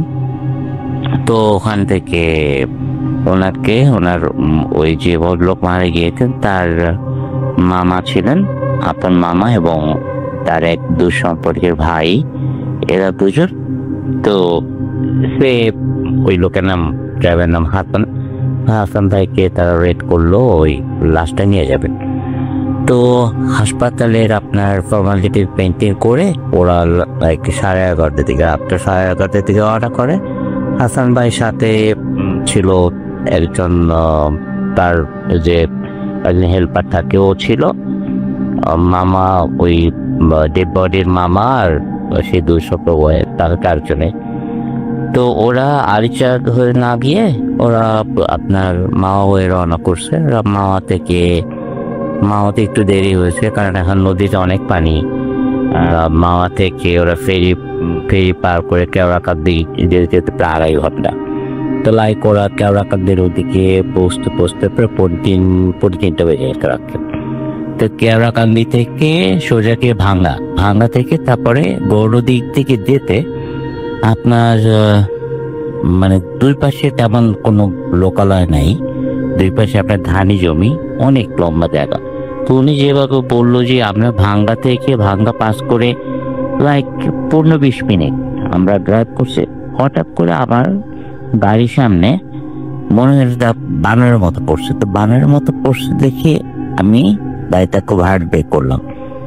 যখনই আমি ব্রেক করে আসলে তখন দেখলাম যে না, একটা বানর না, ওটা আসলে বানর ছিল না, এটা বানরের মতো দেখতে, কিন্তু মুখটা হচ্ছে কি একটা এগুলো খুবই ছোট ছোট, মুখটা মানুষের মতো, কুৎসিত মানুষের মতো, কিন্তু প্রত্যেকটা লেজ আছে এবং গায়ে বড় বড় পশম। এই জিনিস আমার জীবনে কখনো দেখিনি। ওরা গাড়িটাকে এমন ভাবে ওরা অনেকগুলো অ্যাটাক করছে যে গাড়িতে ওরা কেউ ইয়ের করতেছে, উইন্ডশিল্ড করতেছে, লাফালাফি করতেছে, এবং তাদের চোখগুলো ছিল হচ্ছে আপনার একটু বড় বড় লালচে এবং জল পড়তেছিল। এগুলো দেখে এখন হাসান ভাই বারবার গাড়ি স্টার্ট করতেছে, গাড়ি স্টার্ট দিচ্ছে না। আরো একটা জিনিস যেটা ঘটেছে, ওই রাস্তাটা যে বরিশালে ওই ভাঙ্গা থেকে সোজা রোডটা যেটা গিয়েছে, ওটা কি আপনার রাসেল ভাই বরিশালে যায়, ওখান থেকে স্বরূপকাঠি যায়, ওখান থেকে পটুয়াখালী যায়, বরগুনা, ওই সেম রোড, এবং প্রচুর মানে নাইটের গাড়িগুলো ওখান থেকে চলে। কিন্তু উনি আমাকে বললো যে এরশাদ ভাই ওই যে সময় এই ঘটনাগুলো যে ঘটতেছে, there was not a single bus, no minibus, no truck, nothing, কিছুই পাচ্ছিলাম না। এবং আমরা খুব চাচ্ছিলাম যে একটা কিছু পাই আমরা হেল্পের জন্য বলতে পারি, যে কারণ আমরা গাড়ি থেকে নামতে পারতেছি না। সাডেনলি তারা মনে হয় যেখানে পিছন কম্পার্টমেন্টে, যেখানে ফ্রিজিং কম্পার্টমেন্ট, ওখানে তো আপনার লাশের ডেড বডিতে রাখা একটা কফিনের মধ্যে, ওরা বুঝতেছে যে ওটা মানে খোঁড়ার খুব চেষ্টা করেছে বা ভাঙা মানে খুব পুরা ওনাদের যে অ্যাম্বুলেন্সটা পুরোটা দুলতেছে। এরকম করে করতে করতে, এবং তারা কোনোভাবে নামতে পারতেছে না। বাইরে অনেকগুলো ওই ধরনের ওই জন্তু বলতে পারেন, ক্রিয়েটার বলতে পারেন, হোয়াট এভার। তো এরা মানে ভিতরে বসে দোয়া পড়া ছাড়া কোনো, তাতে তারা দোয়া দৌড় পড়তেছিল খুব জোরে জোরে, এবং বারবার স্টার্ট দেওয়ার চেষ্টা করতেছিল, কিন্তু স্টার্ট নিচ্ছিল না গাড়ি। এরকম করে অলমোস্ট অ্যান আওয়ার। তারপরে দেখলো যে হঠাৎ করে এগুলো চলে যাওয়ার পর তারপর 10-15 যখন তারা চলে যায়, লাইক উইদিন 5-10 মিনিট দেখা যায় না ইউজুয়ালি যে গাড়িগুলো নাইট শিফটে চলে বরিশালের দিকে যাচ্ছে, পটুয়াখালী যে গাড়ি সবগুলো যাচ্ছে, আর ওনার গাড়িটা সাইড করা। তখন ওরা একটু মানে মনের মধ্যে সাহস করলো, তখন নামলো, পিছনে গিয়ে যা দেখলো আসলে it was out of their imagination. দেখলো যে তারা কফিনটা তো রাস্তায় পড়ে আছে, কফিনটা ভাঙাচোরা পুরা, এবং কফিনের মধ্যে ডেড বডির শুধু পাঁজরের ভিতরে হাড় এবং স্কেলটা ছাড়া আর কিছু নেই। আমাদের হাসানকে বলতেছিল যে এরশাদ ভাই, যে আপনি যদি বিশ্বাস করেন 1 ফোঁটা রক্ত কোথাও ছিল না, মানে রক্তটা লাইক আমরা যেমন যদি মুরগি খাই বা কিছু খাই যেভাবে আমরা চিবিয়ে খাই ঠিক ওইভাবেই ছিল। There is not a single drop of blood, মানে ব্লাডগুলো কেউ চাইটা খায় না এটা। তারপর তার মামা খুব মানে হাওমাও করে তাপতেছিল অবস্থাটা দেখে। তারপরে কি করবো, ওনার কাছে চাদর ছিল, ওই বোনস যেগুলো ছিল অল্প কিছু বোনস ওগুলো এই চাদরের মধ্যে উঠাই নিয়ে ওইটা নিয়ে তারপর বাইরে গিয়ে ওটার উপরে জানাজা করে ওটাকে দাফন করা হয়েছে। এই ছিল স্টোরি রাসেল ভাই। থ্যাংক ইউ সো মাচ, আপনাকে অনেক ধন্যবাদ আপনার ঘটনার জন্য, এবং আশা করছি যে এই ঘটনাটা আপনাদের ভালো লেগেছে। তো যাই হোক, আমরা যেটা করব সেটা হচ্ছে পরবর্তী ঘটনায় যাব আপনার কাছে, এবং আপনারা একটা ঘটনা শুনবো। আমাদের দ্বিতীয় অতিথি যিনি আছেন, প্রথম অতিথি, তার কাছে আবারও ফিরে যাচ্ছি এবং তার কাছে আমরা একটা ঘটনা শুনে আবারও ফিরে আসছি। সেই পর্যন্ত আশা করছি যে আপনারা লিখতে থাকবেন আমাদেরকে। শুনে আসছি আমাদের প্রথম অতিথির দ্বিতীয় ঘটনাটি। জি বলুন। রাসেল ভাই, আপনার নামটা তার আগে আরেকবার বলতে হবে, আপনি কোথা থেকে এসেছেন সেটাও আরেকবার একটু বলে ফেলতে হবে। থ্যাংক ইউ রাসেল ভাই। হ্যালো লিসেনার্স, আমি ফারহান ফ্রম উত্তরা। রাসেল ভাই, এখন যে ঘটনাটা শেয়ার করব এটা হচ্ছে আমার বড় ভাই এবং বোনের সাথে ঘটা। তা অনেক বছর, নিয়ার অ্যাবাউট 35 ইয়ার্স আগের ঘটনা। তখন আমার ভাই Dhaka residential model school and কলেজে পড়তেন। তো উনি হোস্টেলে থাকতেন। তো একদিন শীতের বিকেলে আমার মেজো বোন তো ব্যাডমিন্টন খেলতে হঠাৎ করে দেখতেছে কি সন্ধ্যার ঠিক আগ মুহূর্তে, মাগরিবের আজান তখনও দেয়নি, তো দেখতেছে যে হঠাৎ করে যে ভাইয়া খাতে আপুকে ইশারা দিচ্ছে। আপু তো অনেক এক্সাইটেড হয়ে গেছে যে ভাইয়া এত মানে এই সময় হঠাৎ করে বাসায় কিছু না বলে কিভাবে আসছে। ভাইয়া তখন স্কুলে পড়ে, তার বাসার কথা না। আপু শখ। তারপরে ভাইয়া হাত দিয়ে তাকে ইশারা দিচ্ছে, আপু দৌড়ে ভাইয়ার দিকে গেছে, মানে যাচ্ছে। তো যতই কাছে যাচ্ছে মানে মনে হয় ভাইয়া ততই দূরে সরতে, এরকম একটা বিষয়। তো এরপরে মানে কিছু দূর যাওয়ার পরে এর ভিতরে মাগরিবের আজান দিয়ে দিয়েছে রাসেল ভাই।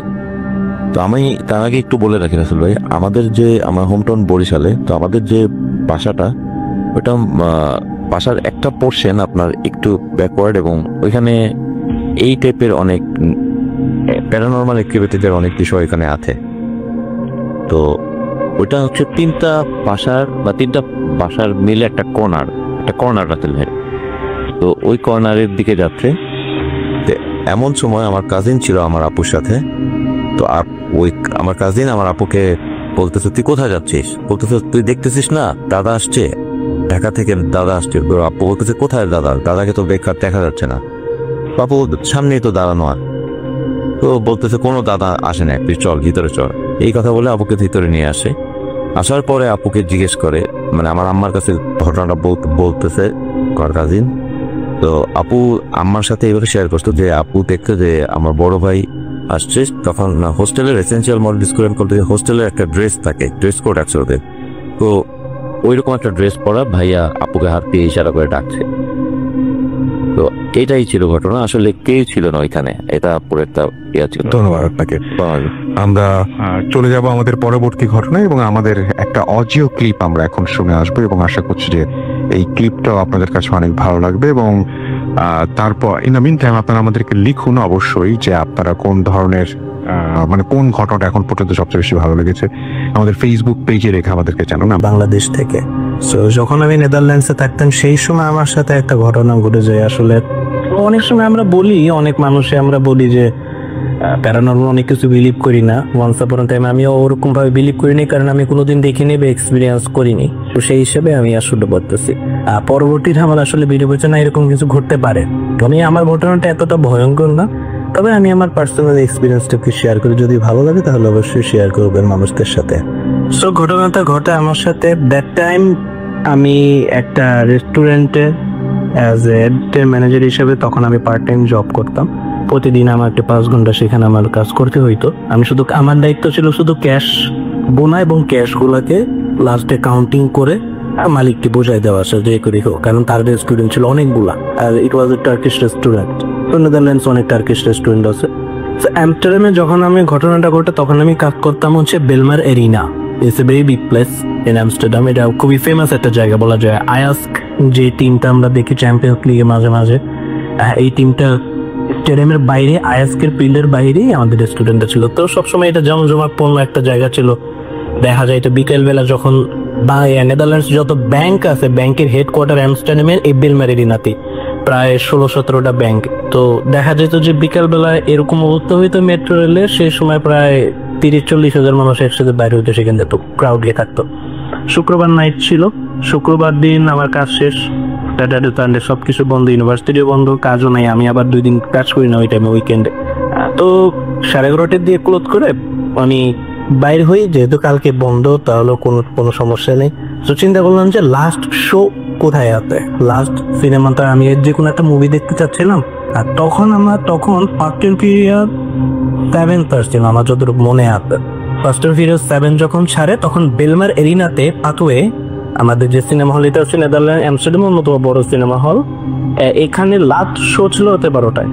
তো একটা সময় লাস্ট চিন্তা করলাম 11:30 বাজে, 12টার দিকে ঢুকে যাই, ছবি টবি দেখে বের হয়ে করলাম। রাত্রে পুরো ফিল্ম আমি ওরকম ভাবে দেখতে পাই না, আমি 2:05 কি 6 দিকে আমি বের হয়ে যাই, আমার ভালো লাগতেছিল না। তো বের হয়ে গেলাম, প্রচন্ড শীত ছিল দ্যাট টাইম। তখন বাইরে টেম্পারেচার ছিল -14।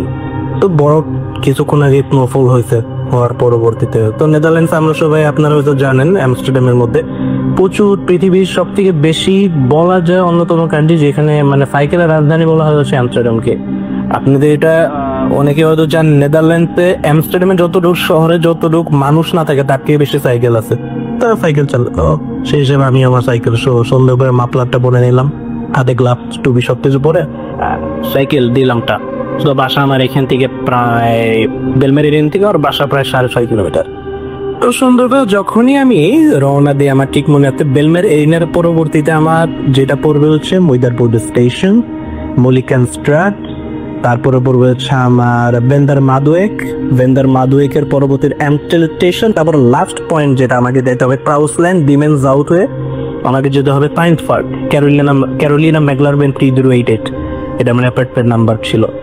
তো যখন আমি বেন্দার মাদুয়েক ক্রস করলাম, বেন্দার মাদুয়েকের পর অ্যামস্টেল স্টেশন ক্রস করার পর যখন আমার আসলে আমি মূলত যেখানে ক্রাউসল্যান্ড গ্রেভিয়ার্ড যেটা নিয়ে আসলে আমার কাহিনী এটা হয়েছে, গ্রেভিয়ার্ডের কাছাকাছি যখন আসি আমি, সেই টাইমে আসার পরবর্তীতে গ্রেভিয়ারটা নিয়ে যদি কিছু বলতে হয় তাহলে আমি গ্রেভিয়ারটা নিয়ে কিছু বলতে চাই মানুষদের, না হলে বুঝবেন অনেকে। গুগলে হয়তো আপনারা সার্চ দিয়ে দেখতে পারেন ক্রাউসল্যান্ড গ্রেভিয়ার্ড। আমি যতটুকু আমার নলেজে আছে, আমি ক্রাউসল্যান্ড গ্রেভিয়ার্ড নিয়ে এরকম কোনো কিছু আমি ইন্টারনেটে পাই নাই। তবে ওখানকার স্থানীয় মানুষরা যারা আছে তারা যেভাবে বলে, দেখ এটা সবাই জানে যে ক্রাউসল্যান্ড গ্রেভিয়ার্ডটা কতটা ভয়ঙ্কর একটা গ্রেভিয়ার্ড। এই গ্রেভিয়ারটা এটা হচ্ছে অ্যামস্টারডামের সব থেকে বড় গ্রেভিয়ার। যদিও অনেক ধরনের লোকপ্রচার, অনেক ধরনের মানুষের মুখের মধ্যে অনেক ধরনের কথা শোনা যায় ক্রাউসল্যান্ড গ্রেভিয়ার নিয়ে স্পেশাল, তো সেই হিসাবে এটা এত বড়। এটা দৈর্ঘ্য হচ্ছে 3.8 কিলোমিটার, প্রস্থে হচ্ছে 1.2 কিলোমিটার। এবং বলা হয় not only Amsterdam, Den Haag, Rotterdam, Amsterdam, তারপরে আয়ারল্যান্ড, সব পুরা যতগুলো স্টেট আছে সবগুলো স্টেটের মধ্যে নেদারল্যান্ডস খুবই ছোট একটা কান্ট্রি, বাংলাদেশ ছোট একটা দেশ। তো হোল নেদারল্যান্ডসের মধ্যেই বলা যায় এটা খুবই একটা বড় একটা গ্রেভিয়ার। দ্বিতীয় বিশ্বযুদ্ধের সময় অনেক ধরনের, দ্বিতীয় বিশ্বযুদ্ধ যখন হিটলার যখন পশ্চিমাঞ্চলে এবং উত্তর পূর্ব দিকে যখন আঘাত আনে, তখন নেদারল্যান্ড তো কিছু ধরনের ধ্বংসযোগ্য হয়। এবং ওয়ান্স আপন আ টাইম পর্তুগালের সাথে নেদারল্যান্ডসে যখন পর্তুগিজদের সাথে যখন ডাচ, এটা প্রায় বলা যায় 1700 সালের দিকে, দ্বিতীয় বিশ্বযুদ্ধের অনেক আগে, যখন একবার আক্রমণ হয়, অ্যাটাক হয়, তখন অনেক ধরনের সৈন্য যারা পর্তুগিজরা যখন নেদারল্যান্ডকে যে কোনোভাবে হোক আক্রমণ করতে এবং তারা যখন প্রতিহত করার চেষ্টা করছে, তখন অনেক ডাচদের মেরে এখানে গণগোবরও দেওয়া হইতে এরকম মানে এই কথাগুলো শোনা যায়, এবং ওখানে তম্বুগুলো লেখাও আছে যে এত এত সালে এটা একটা গণগোবর, 1793 সাল লেখা আছে, 1790 সাল লেখা আছে, দফায় দফায় বিভিন্ন সময়। তো ওইখানে অনেক ধরনের ভৌতিক কিছু কাহিনী হয়, এবং বাইরে দিয়ে এখানে অনেক মানুষের কাছে শোনা যায় যে এখান দিয়ে বেলজিয়াম, নেদারল্যান্ডস, জার্মানির 3টা দেশে ট্রায়াঙ্গেল করার জন্য মানে মিল সংযোগ একটা রোড আছে, হাইওয়ে রোড আছে, যেটাকে বলা হয় বিজনেস টানেল নেদারল্যান্ডসের। এই বিজনেস টানেলটাকে বিভিন্ন সময় এখান থেকে প্রচুর গাড়ি প্রতিনিয়ত জার্মানি, বেলজিয়াম, নেদারল্যান্ডসের মধ্যে যত বড় বড় লরি আছে, বাস আছে, সবগুলো আসলে এখান থেকে চলাচল করে। তো এখানে অনেক ড্রাইভারদের কাছ থেকে অনেক ধরনের ভৌতিক অভিজ্ঞতা বা অনেক ধরনের কথাবার্তা শোনা যায়। তো আমি আমার ঘটনায় আসি, আমি যখন ক্রাউসল্যান্ড গ্রেভিয়ারটা, তো ক্রাউসল্যান্ড গ্রেভিয়ারটা ভয়ঙ্করের জন্য ক্রাউসল্যান্ড গ্রেভিয়ারটা একটা বিশেষত্ব কি, এটা অনেক সুন্দর একটা গ্রেভিয়ার, তারা এত সুন্দর করে গ্রেভিয়ারটা সাজায় রাখতে। আপনি জানেন ক্রিশ্চিয়ানরা তারা ফুল অলওয়েজ তাদের গ্রেভিয়ারের মধ্যে থাকবে, সেটা কবরের উপরে হোক বা যে কোনোই হোক, আপনার তাদের বাগানের একটা সুন্দর একটা সিস্টেম দেখবে। তো যেহেতু একটা ভৌতিক একটা এক্সপিরিয়েন্স এখানে অনেকেই বলে, সেই হিসেবে ক্রাউসল্যান্ড গ্রেভিয়ারের গেট আছে হচ্ছে 19টা। এই 19টা গেটের মধ্যে বিশাল বিশাল টার্চ লাইট লাগানো থাকে, তো আলোর কোনো অভাব হয় না। নেদারল্যান্ডসে অলওয়েজ তাদের কিছু ইতিহাস আছে, যেটা আমি এখন আসলে বলতে পারতেছি না। তাদের ইতিহাস অনুসারে নেদারল্যান্ডসকে কোনোদিনও অ্যামস্টারডাম এইটাকে শহরটাকে, অ্যামস্টারডাম স্টেটটাকে, রাজধানীটাকে কোনোভাবেই তারা আলোর আধারচ্ছন্ন কোনোদিন রাখবে না বা অন্ধকারে কোনোদিন রাখে না, তারা আলো হিসেবেই রাখে। যদিও ইউরোপের সব কান্ট্রি, আমি 11টা দেশ ঘুরছি, সবগুলোর মধ্যে আমি দেখতে না সবগুলাতেই লাইটিং করে, তবে এখানে একটু বেশি আলোর ব্যবস্থাটা। সানজোর ক্রাউসল্যান্ড গ্রেভিয়ার্ডের কাছাকাছি আসে অ্যামস্টেল স্টেশন ক্রস করার পর, যখন আমি 19 নম্বর গেট, এই সাইডে হচ্ছে 19 নম্বর গেট, আর একদম ওই সাইডে হচ্ছে 1 নম্বর গেট। 19 নম্বর গেটের থেকে 19 নম্বর গেট থেকে ডাইরেক্ট 11 নম্বর গেট পর্যন্ত হচ্ছে, এটা আমি যদি তুলনা দিই, 19 নম্বর গেট থেকে 11 নম্বর গেট পর্যন্ত দেখা যায়। তারপরে ডানে মোচন নিলে ডান দিক থেকে 10 নম্বর গেট থেকে 1 নম্বর গেট। একটা জিনিস লক্ষ্য করলাম, এই রাস্তাটা সম্পূর্ণ লম্বা এবং বিশাল বিশাল গাছ আছে এই রাস্তাতে। আপনারা হয়তো জানেন এগুলা প্রায় 100 বছরের উপরে এগুলা বয়স, গাছের বিশাল বিশাল গাছ। তো কোনো ধরনের লাইটিং নেই, ওই যে কোনো লাইটই জ্বলতেছে না, যেটা আমার কাছে সবচেয়ে অবাক করছে সেই সময়। কেন একটা লাইট নষ্ট হবে, ওকে পাই কোনো লাইট জ্বলবে না কেন? তবে বড় করলেও একটা জিনিস ওই দিন মানে ছিল, সেটা হচ্ছে আকাশে খুবই সুন্দর চাঁদ ছিল দ্যাট টাইমে। সো চিন্তা করলাম, এত চিন্তা করার টাইম নেই, -14 -15 এরকম তাপমাত্রার মধ্যে কে কিভাবে ফিলস লাইক দেখা যায় যে -19-20 হয়ে যায় অনেক সময়। আর যেহেতু সমুদ্র বৃষ্টির নিচে প্রচুর বাতাস থাকে, সে সময় শীত আরো বেশি লাগে। তো এত চিন্তা করার টাইম নেই, মোবাইলের ফ্ল্যাশ লাইটটা জ্বালাইলাম, যাইতে থাকলাম। যাইতে থাকতে আমি আমার যখন মনে আঁকান, যখন 17 নম্বর গেট ক্রস করে 13 নম্বর গেট, দ্যাট টাইম অলওয়েজ আমি বলি আনলাকি 13। এটা আমি জানি না কেন, অনেকের সাথেই হইতে এই ধরনের। 13 নম্বর গেটের কাছে যখন আসলাম, সেই সময় সবচেয়ে অবাক বিষয়, আমি সেখানে এখন আমার একটা আরেকজনের নাম আমি অ্যাড করতে, যে নামটা অ্যাড না করলি না, সেখানে দ্যাট টাইম আমার যে গার্লফ্রেন্ড ছিল এমিলি গালফারোক কোলি, she was Argentine. That time আমি দেখি এমিলি দাঁড়ায় আছে, স্বাভাবিক আমি ফ্ল্যাশ লাইটের মধ্যে দেখি এমিলি দাঁড়ায় আছে, আমার তো সিগন্যাল দিয়েছে, যেটা সম্ভব না। এমিলি সেই সময় হঠাৎ করে আমার সাইকেল থামানোর বড় সময় আমি হঠাৎ করে দেখতে পারি যে তো তুমি দাঁড়াও, বা যে করে ও ওর ল্যাঙ্গুয়েজে কমিউনিকেশন করবে, আমি বোঝানোর ক্ষেত্রে বলতেছি দাঁড়াও। আমি দেখি তো কাজটা অবাক, আমি টাসকি খেয়েছি, ফোন ব্যস্ত করে বলতে যে তুমি এত রাতে এখানে কিভাবে ভর্তি পড়েছো, এটা তো সম্ভব না, তুমি এখানে কি করতেছো? এখান থেকে তো আমাদের বাড়ি এখনো তো অনেক দূর, এখনো তো 1.8 কিলোমিটার সামথিং আছে, এখন গ্রেভিয়ার স্টেশনেই আমাদের কিছু দূর আর কি, বাসা সায়েন্স পার্ক বেশি দূর না, ক্যারোলিনা মেঘলারবাদ। তো যখন আমি করলাম, তখন আমার বলতেছে তুমি এরকম, ও সাধারণ একটা টি শার্ট আর একটা জিন্স প্যান্ট, বাইরে এত টেম্পারেচার, তুমি এরকম ভাবে, মানে কাহিনী কি? তাও যথাসম্ভব সেই করলো। আমি সাইকেল থেকে নামলাম, সাইকেল থেকে নেমে জিজ্ঞেস করার পরবর্তীতে হ্যাঁ আমার আন্টি তো এখানে আছে, আমার আন্টি সে আর্জেন্টিনা থেকে আসছে, আর ডেনমার্কে পোস্টিং ছিল, সে ডেনমার্কে দিয়ে নেদারল্যান্ডে ঘুরতে আসছে, আর সে ইউনাইটেড নেশনে জব পাইছে, তো এখানে ঘুরতে আসছে, আমি তার সাথে দেখা করতে গেছিলাম। তুমি দেখা করতে গেছিল, আমি যখন তোমাকে সন্ধ্যা 7:30টায় কল দিই, তখন তো তুমি ঘুমাইতেছিলা, তখন তুমি ওকে বলো নাই না দীপ্ত এত কথা বললো না, চলো যাই বাসায় যাই। সো এখন একটা কথা, 13 নাম্বার গেট দিয়ে একটা এই গ্রেভিটির ভিতর দিয়ে একটা মানে রাস্তা, এই রাস্তাটা 1 নাম্বার গেটে যা থাকে একটা বড় রাস্তার মতো, এইটার ভিতর দিয়ে 1 নাম্বার গেট দিতে পারলে আমার মিনিমাম না হলেও 350 মিটার আমার সাইকেল কম চালাইতে হবে। আমি খুব তাড়াতাড়ি ভাবে আমি ওখান দিয়ে যেতে পারবো, কোনো ধরনের আমার সমস্যা হবে না। তো সেই সময় এমিলি আমাকে বললো চলো যাই, আমরা গ্রেভিটির ভিতর দিয়ে যাই, চলো। আমাদের এমিলি পাগল হয়েছো নাকি তুমি, আমি এর ভিতর দিয়ে যাবো, আমি গ্রেভিটির ভিতর দিয়ে যাবো, এটা তো সম্ভব না এখন। তুমি জানো এটা একটা হন্টেড প্লেস, আর আমি এগুলা বিষয়ে মুখোমুখি হইতে চাই না। আমি ভয় পাই কি পাই না পাই সেটা পরের বিষয়, কিন্তু আমি এই জিনিসের মুখোমুখি হইতে চাই না। আমি যেই তো জানি মানুষজন বলে যে এটা একটা খুবই একটা ডেঞ্জারাস একটা এরিয়া, আমি কেন যাবো সেটার ভিতর দিয়ে? সো আমার তো যাওয়া উচিত না। না, তোমাকে যাইতে হবে, চলো যে যেতে হবে, তোমাকে যাইতে হবে। এক কথা কাটাকাটিতে মানে আমি যখন তাকে মানে সে যখন ভিতর ঢুকে না তখন আমার হাত ধরছে, আমি তার হাত যখন ধরছি, কেন সে যাবে একা যাবে, আমাকে ছাড়া এসে যাবে ওইটার ভিতর দিয়ে, আমি তার হাত ধরছি, সে আমাকে একটা ধাক্কা দেয়।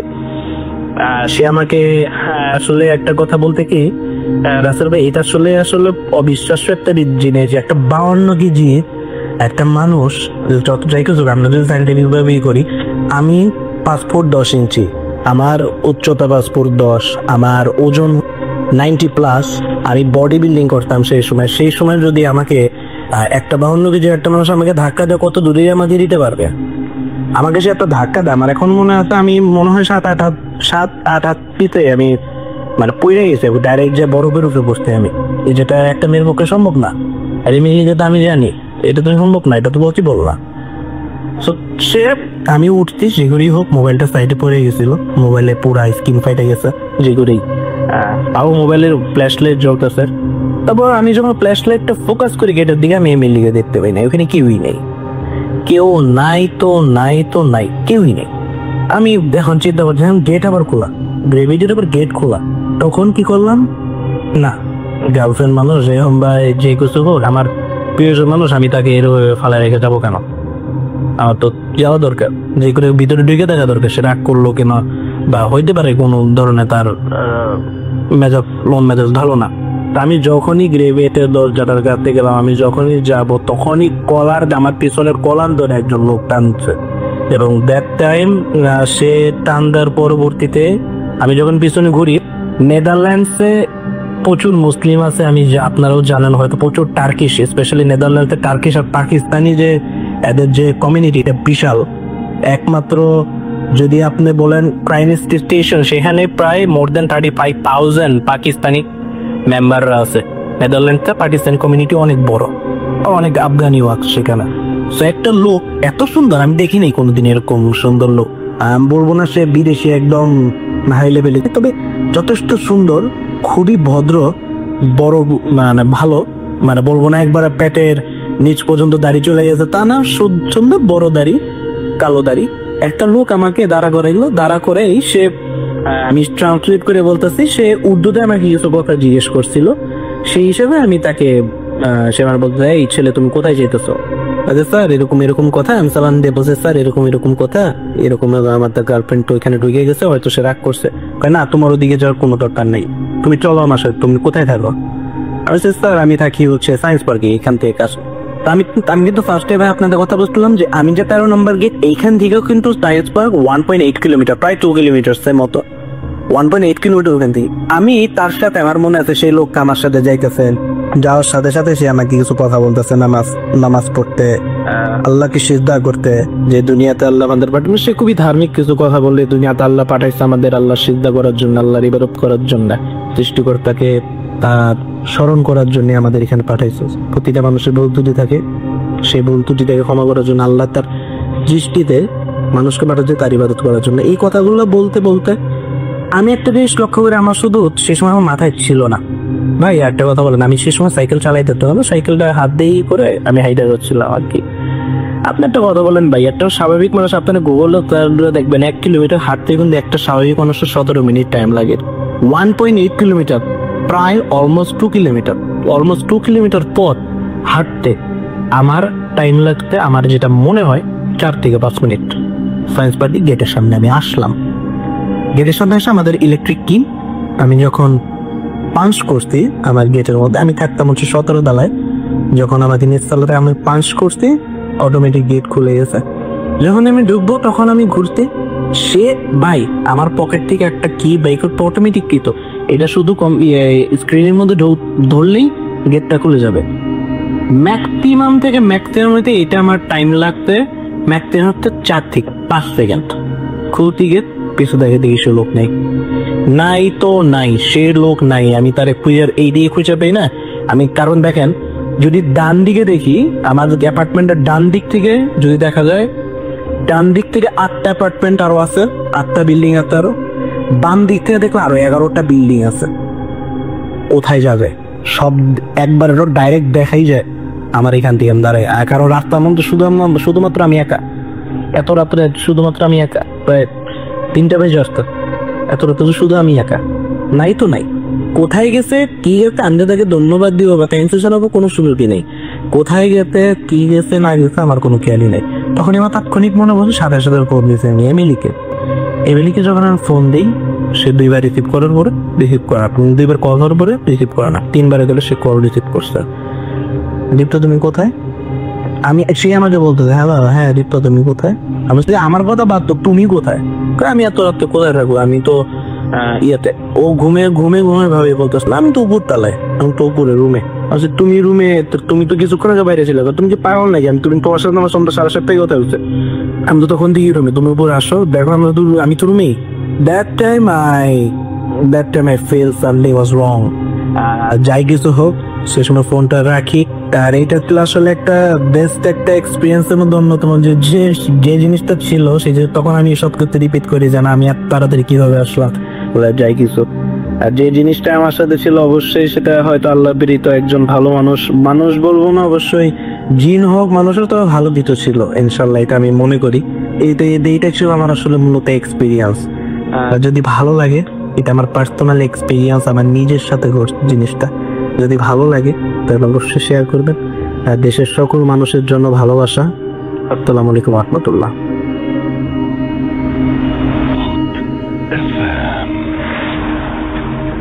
The night comes alive.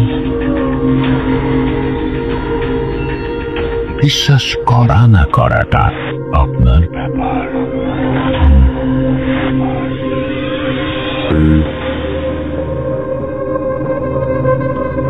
ঠিক তাই, বিশ্বাস করা বা না করাটা আপনার ব্যাপার। লিসনিং টু রেডিও ফুড ক্রিয়েটেড ফ্যাম, আমি রাফেল আছি সাথে, এবং এই মুহূর্তে আমাদের সাথে আরো 2জন নতুন অতিথি এসে উপস্থিত হয়েছেন।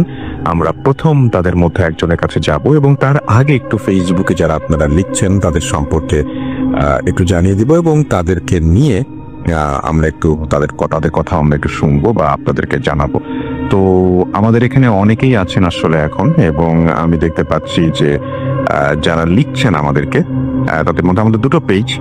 আমি প্রথমে একটু কুর্তির পেজটাতে যাই এবং তারপরে আমি যাব হচ্ছে আমাদের যে গুড ফ্রমের পেজ সেটাতে যাব, এবং আশা করছি 2টো পেজ থেকে আপনার সাথে আপনাদের লেখাগুলো কিছুটা হলেও পড়বো। তাবাস্তুম প্রিস্কা আমার সাথে আছেন ভাইয়া, লিখেছেন আর কিছু লেখেননি। মোহাম্মদ লুৎফুল ইসলাম জয় বগুড়া থেকে শুনছেন তিনি। মোহাম্মদ রায়হান হোসেন রনি আমাদের সাথে বলছেন যে প্রথম ইমেলটা ছাড়া আজকের ঘটনাগুলো তার কাছে বেশি ভালো লাগেনি। শরীফ আমাকে বলেছেন একই কথা। তাবাসসুম আমার সাথে আছেন রাফি SR, এবং তিনি বলছেন যে রেকর্ড আর ইমেল, এবং আমাদেরকে দেখতে পাচ্ছি যে আচ্ছা রেকর্ডের ইমেলের, আচ্ছা আমি বুঝতে পারছি। ইমতিয়াজ আহমেদ নিলয় আমাদের সাথে আছেন এবং তিনি বলছেন যে মন খারাপ, তাই অনেকদিন পর আজকে আবার জয়েন করলাম। ওকে। ইরতি আরাফাত আমাদের সাথে আছেন, লিখেছেন আছি ভাই। আমাদের সাথে দেখতে পাচ্ছি আছেন FK মহিদুল ইসলাম, অডিও ক্লিপটা ভালো ছিল। MD আসগর আলী আমাদের সাথে আছেন খুলনা BL কলেজ ক্যাম্পাস থেকে। এছাড়াও জানাতুন নাইম আমাদের সাথে আছেন ইরফানুল ইসলাম ইফাত, এছাড়া আমাদের সাথে আছেন FI মাহফুজ, এছাড়াও তাদিকুল ইসলাম আমাদের সাথে আছেন, নাজমুল হক তনয় আমাদের সাথে আছেন দেখতে পাচ্ছি, এছাড়াও আতিকুর রহমান আতিক, MD শরীফ সহ আরো অনেকে। থ্যাংক ইউ ভেরি মাচ যারা আমাদের সঙ্গে আছেন এবং পুরো সময় থাকবেন। এই পেজটি যেটি থেকে পড়লাম সেটি হচ্ছে www.facebook.com/radio.ফুর্তি, এবং এছাড়া আমাদের আরো একটা পেজ রয়েছে যেটি www.facebook.com/bhutfm.raffle, এবং এখানেও আপনারা অনেকে লিখছেন এবং আপনাদের সেই লেখাগুলো আমরা পড়তে চাই। এবং আপনারা আমাদের টুইটারে যারা আছেন তারাও লিখতে পারেন, এবং সবখানেই আপনারা আসলে লিখতে পারেন। এবং আমাদের এই যে পেজ দুটো, এই পেজ দুটোর মধ্যে আমি দেখতে পাচ্ছি যে ভূত এফএমের পেজটা তাজাদ খান আমাদের সাথে আছেন এবং চট্টগ্রাম থেকে তিনি শুনছেন। শাহাদাত আমাদের সাথে আছেন দেখতে পাচ্ছি। অ্যালেন্ডি আলবিন আমাদের সাথে আছেন। নীল আকাশ, এবং অডিও ক্লিপটা অনেক ভালো ছিল তাই তিনি লিখেছেন। অরিয়ন সরকার আমাদের সাথে আছেন।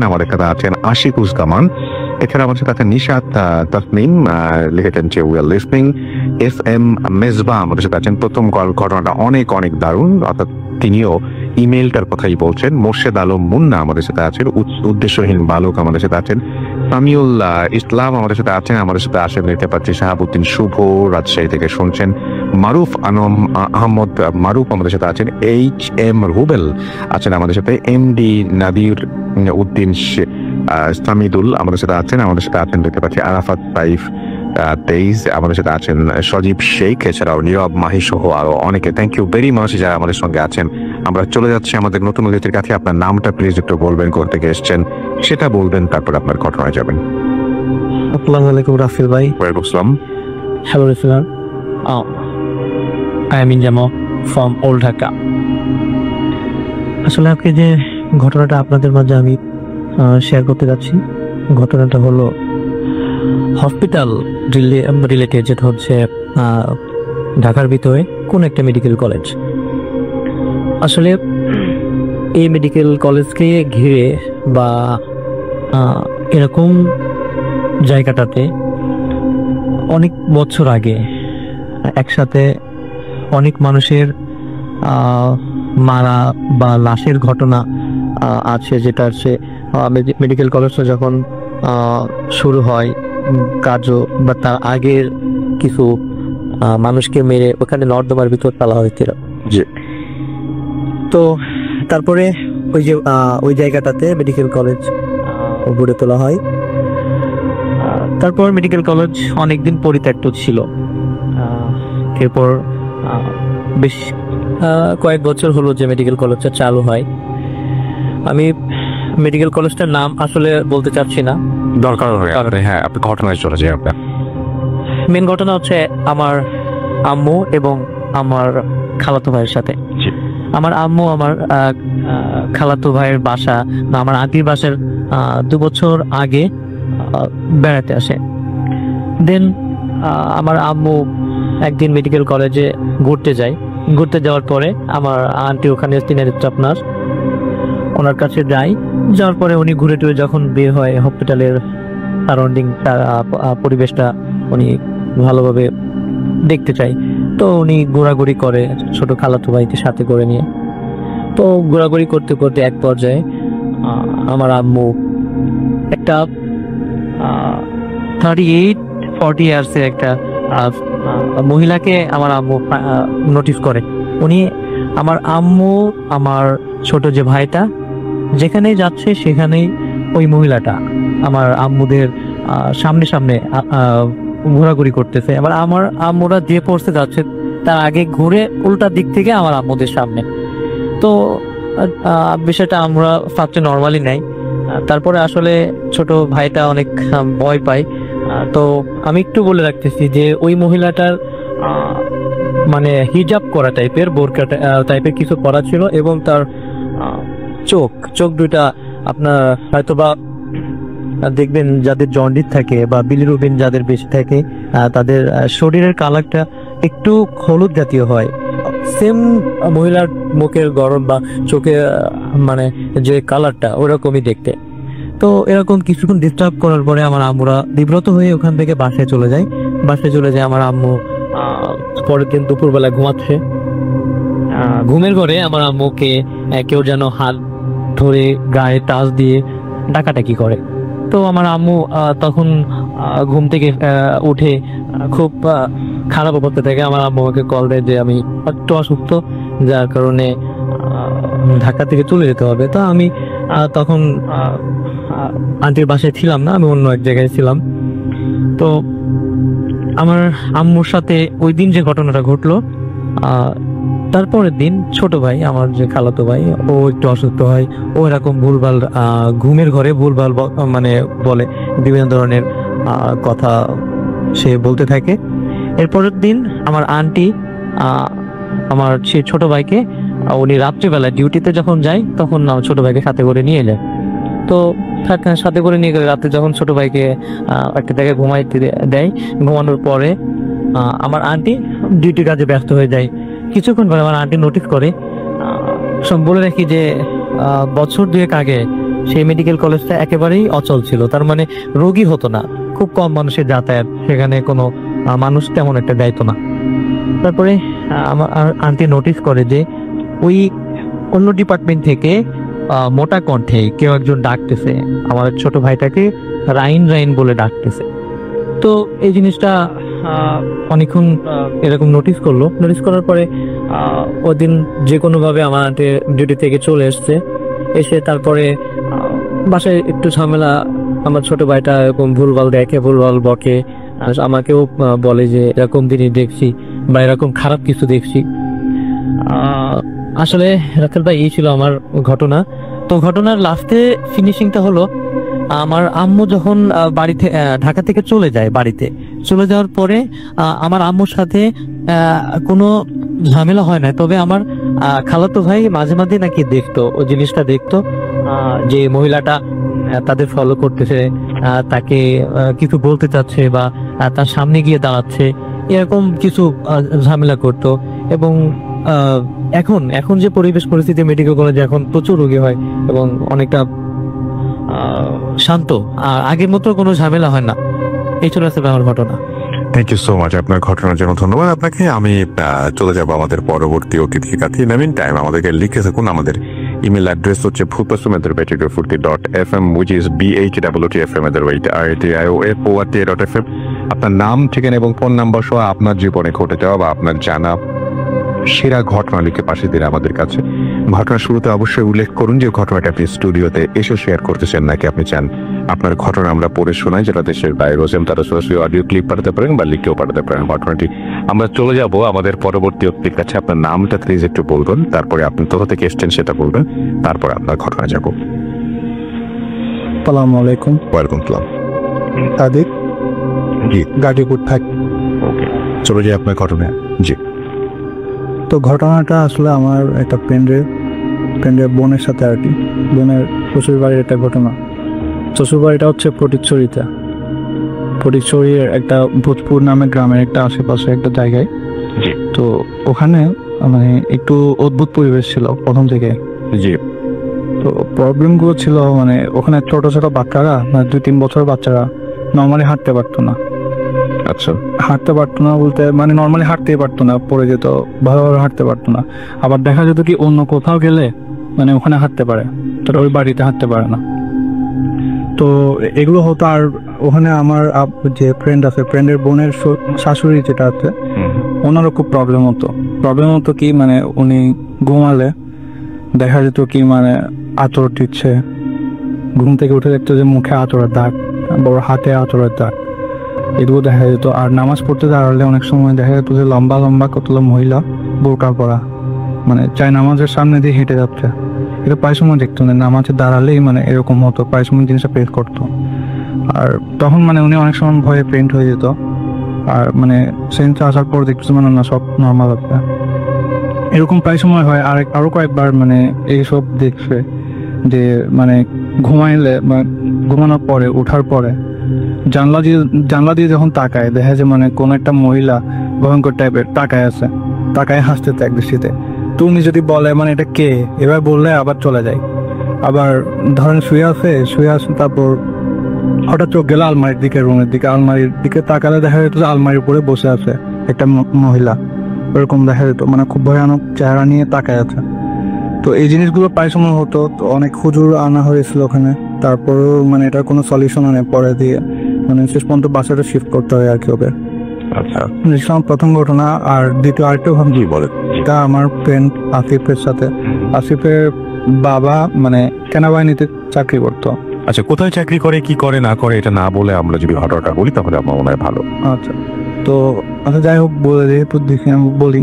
জি। তো সেনাবাহিনীতে মানে মিশনে যেতে হয়। তো আঙ্কেল মানে ইয়াতে গেছিল, মিশনে গেছিল। তো এরপর থেকে মূলত মানে ঘটনাটা শুরু হয় আর কি। তো আমার আন্টি ছিল তখন একা বাসায়, আর আসিফ আর তার ছোট ভাইয়ের সাথে থাকতো আর কি। এক রুমে থাকতো আন্টি, আর আরেক রুমে আসিফ আর তার ছোট ভাই। তো প্রায় সময় দেখতো কি মানে আন্টি মানে আঙ্কেল চলে যাওয়ার পর থেকে মানে একটা অ্যাবনর্মাল বিহেভ করা শুরু করে।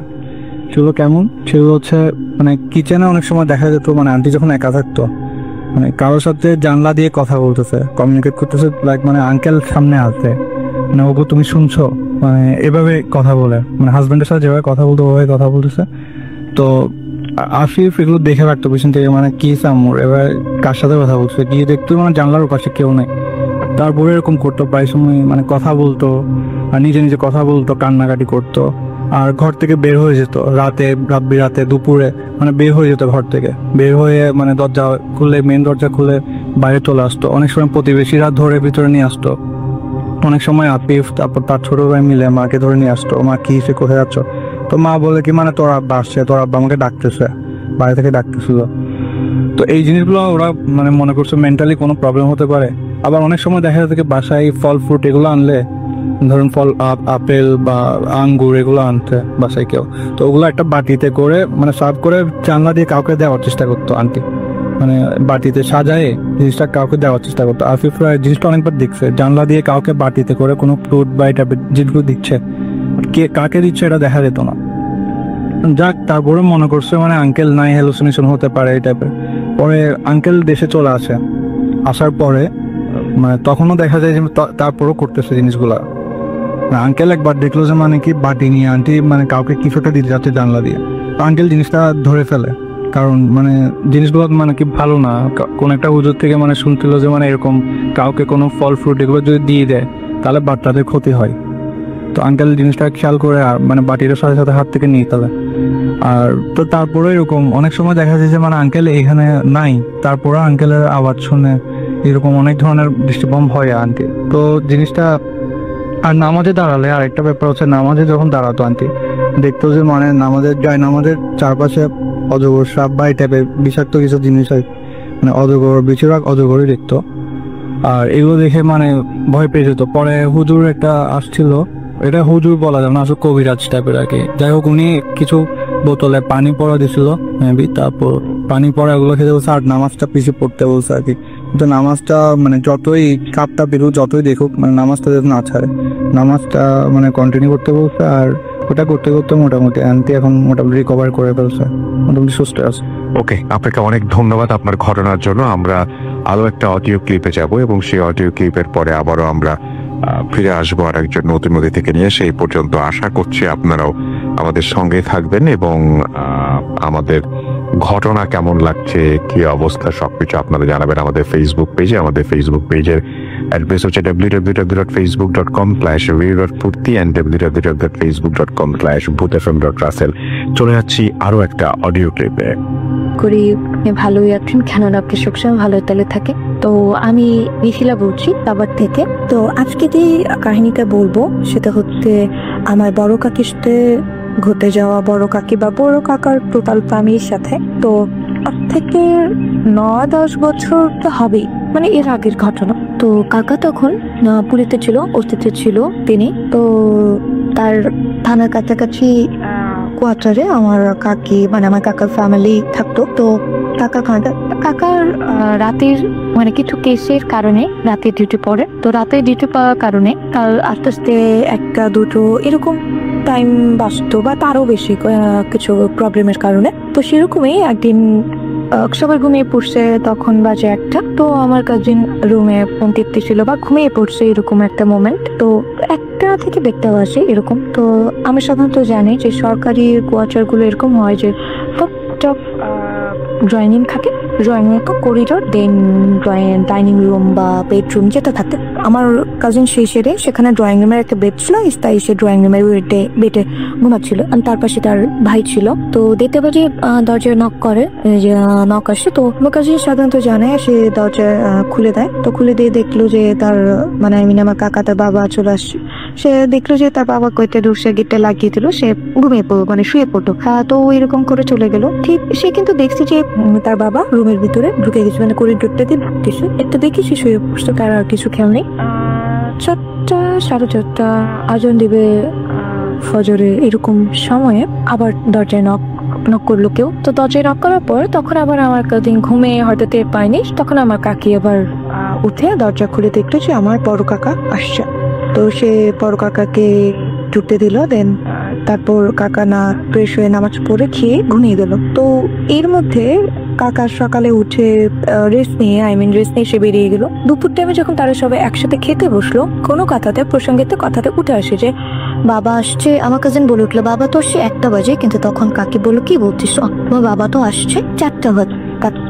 এর মধ্যে যে 1টা বাজে কে আসলো অ্যান্ড 4:30 বা 4টা বাজে কে আসলো, তখন আমার কাকা বেরিয়ে আসলো, তুমি কখন আসছো? তখন কাকা বললো, আমি 4:30 বাজে আসছি, আমার কেসে লেট হয়ে গেছে। তখন আসলে আমার কালদিন যে ঘুমের মধ্যে এটা ঘুমের স্বপ্ন বা হ্যালুসিনেশন যেটা হবে সেরকম কোনো কথাই নেই। কারণ যখন সে বিছানা থেকে উঠে তার ভাই সহযোগ পেয়েছে যে বোন বিছানাতে করে লাইট অন করে তার মানে বাবা আসছে, ও এটা নোটিস করছে।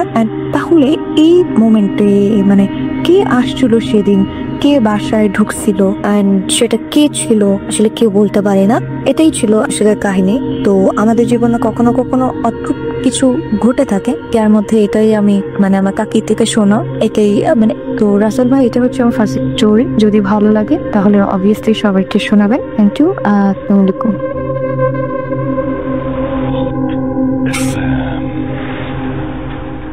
Tonight comes alive. বিশ্বাস করা না করাটা আপনার ব্যাপার।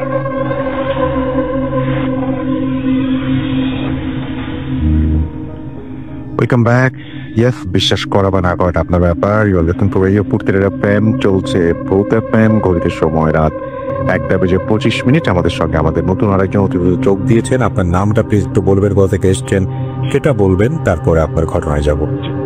রাসেল ভাই, আসসালামু আলাইকুম। আমার নাম রিসুল রানা, আমি গাজীপুর থেকে। আমার হোম টাউন হচ্ছে কক্সবাজার। আমার ঘটনাটা মূলত চট্টগ্রামে। সময়টা 2010 সাল, তখন আমি ক্লাস 6 পড়তাম।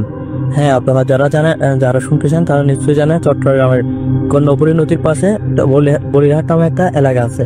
ওই এলাকাটার চারিপাশে আপনার পানি থাকে। ঠিক সেখানে একটা স্কুল ছিল। এই স্কুলের পিছনে ছিল আপনার পুরোটা ডুবা নামার মতো। তো স্কুলের বর্ণনাটা দিয়ে এরকম, স্কুলটা ছিল আপনার 3 তলা। নিচতলায় ছিল একটা অফিস রুমের পাশে ছিল আমাদের মানে বাসাটা। আমরা 3 ভাই ব্যাচেলর থাকতাম, আর 2 তলা আর 3 তলায় ছিল ক্লাসরুম। তো আমাদের বড় ভাই যিনি ছিল উনি অফিস করতো। তো এই ঘটনাটি ঘটে আপনার রমজান মাসে আমার ভাইয়াটা অফিস থেকে এসে আমাদের সাথে ইফতার করার পরে বিশ্রাম করতেছিল। হ্যাঁ, আমরাও বিশ্রাম করতেছিলাম। আমরা সারা যখন আজান দেয় তখন নামাজ পড়ার জন্য মসজিদে চলে যাই। তখন দরজাটা কিন্তু খোলা ছিল। তো ভাইয়া পুট করে ঘুম থেকে উঠে থেকে দরজাটা খোলা। তারপর উনি এসে দরজাটা বন্ধ করে দেয়। বন্ধ করে দেওয়ার কিছুক্ষণ পর নাকি একজন এসে দরজা নক করলো, ঠুক ঠুক বলে নক করলো। তখন ভাইয়া গেল, মনে করলো আমরা নামাজ শেষ করে আসলাম।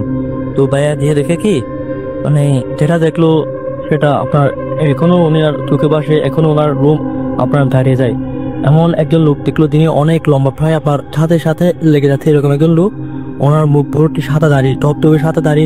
আপনার প্রেসটা ছিল অনেক সাদা, মানে পৃথিবীতে নাকি এরকম সাদা মানুষ কখনো দেখেনি। তারপর উনি তখন ওই লোকটা আমার ভাইয়েরাকে বললো আসসালামু আলাইকুম বলে হাতটা বাড়িয়ে দিল। যখন হাতটা বাড়িয়ে দিল তখন ভাই প্রচুর ভয় পেয়ে যায়। ভয় পাওয়ার সাথে সাথে উনি দরজাটা লক করে দেয়। লক করে দেওয়ার সাথে সাথে মানে ওনার কাছে নাকে এমন একটা ঘ্রাণ আসলো, মানে ওই ঘ্রাণ কখনো মানে উনি কখনো নাই, সুগন্ধি, মানে এত বেশি সুগন্ধি যেটা ওনাকে মানে এক প্রকার মানে ভয়ে ভরে দিচ্ছিল এবং আবার ভালো লাগতেছিল। তারপর ভাই তাড়াতাড়ি গিয়ে উদু করার পর আপনার আমাদের নামাজ পড়লো। নামাজ পড়ার পর কিছুক্ষণ কোরআন তেলাওয়াত করলো। কারণ এর মধ্যে আমরা নামাজ শেষ করে আসার পর দেখি ভাই কাঁপতেছে। তখন আমরা ভাই আমাদেরকে নিয়ে প্রথমে ছাদে গেল, ছাদে গিয়ে সবকিছু চেক করলো।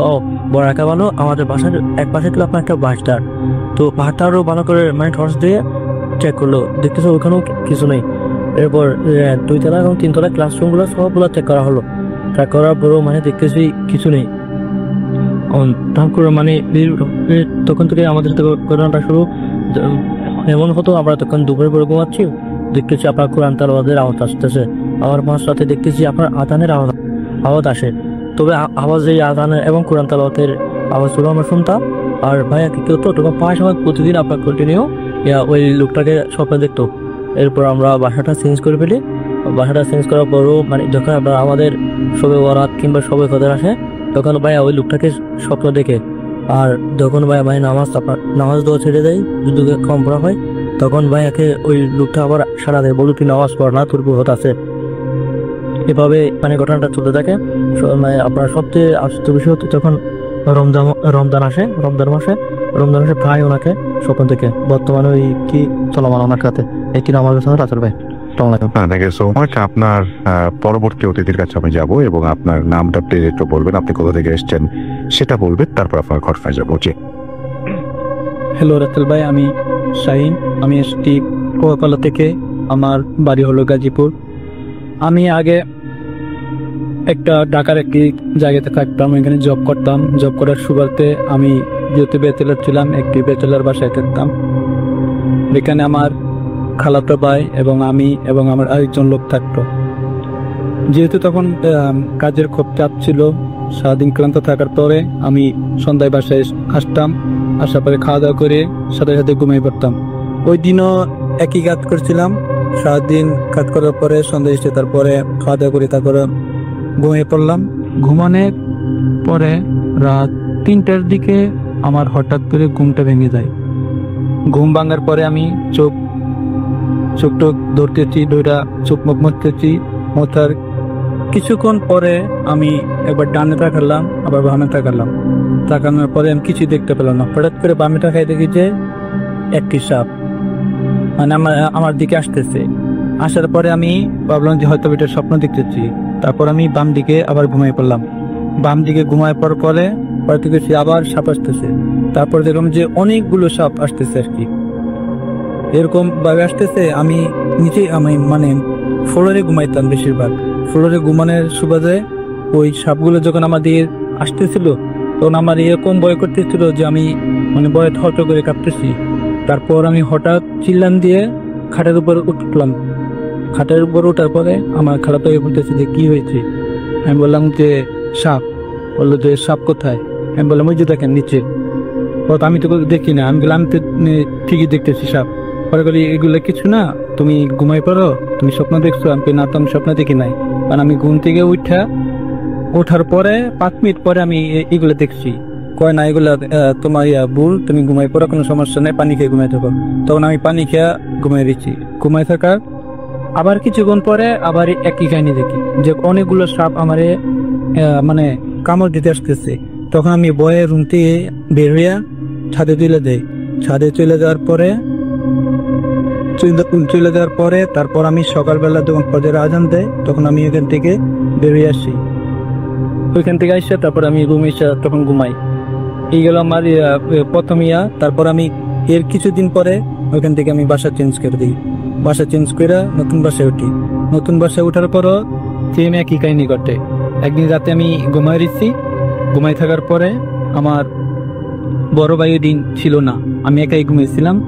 হঠাৎ রাতে 3টার দিকে ঘুমটা আমার ভেঙে যায়।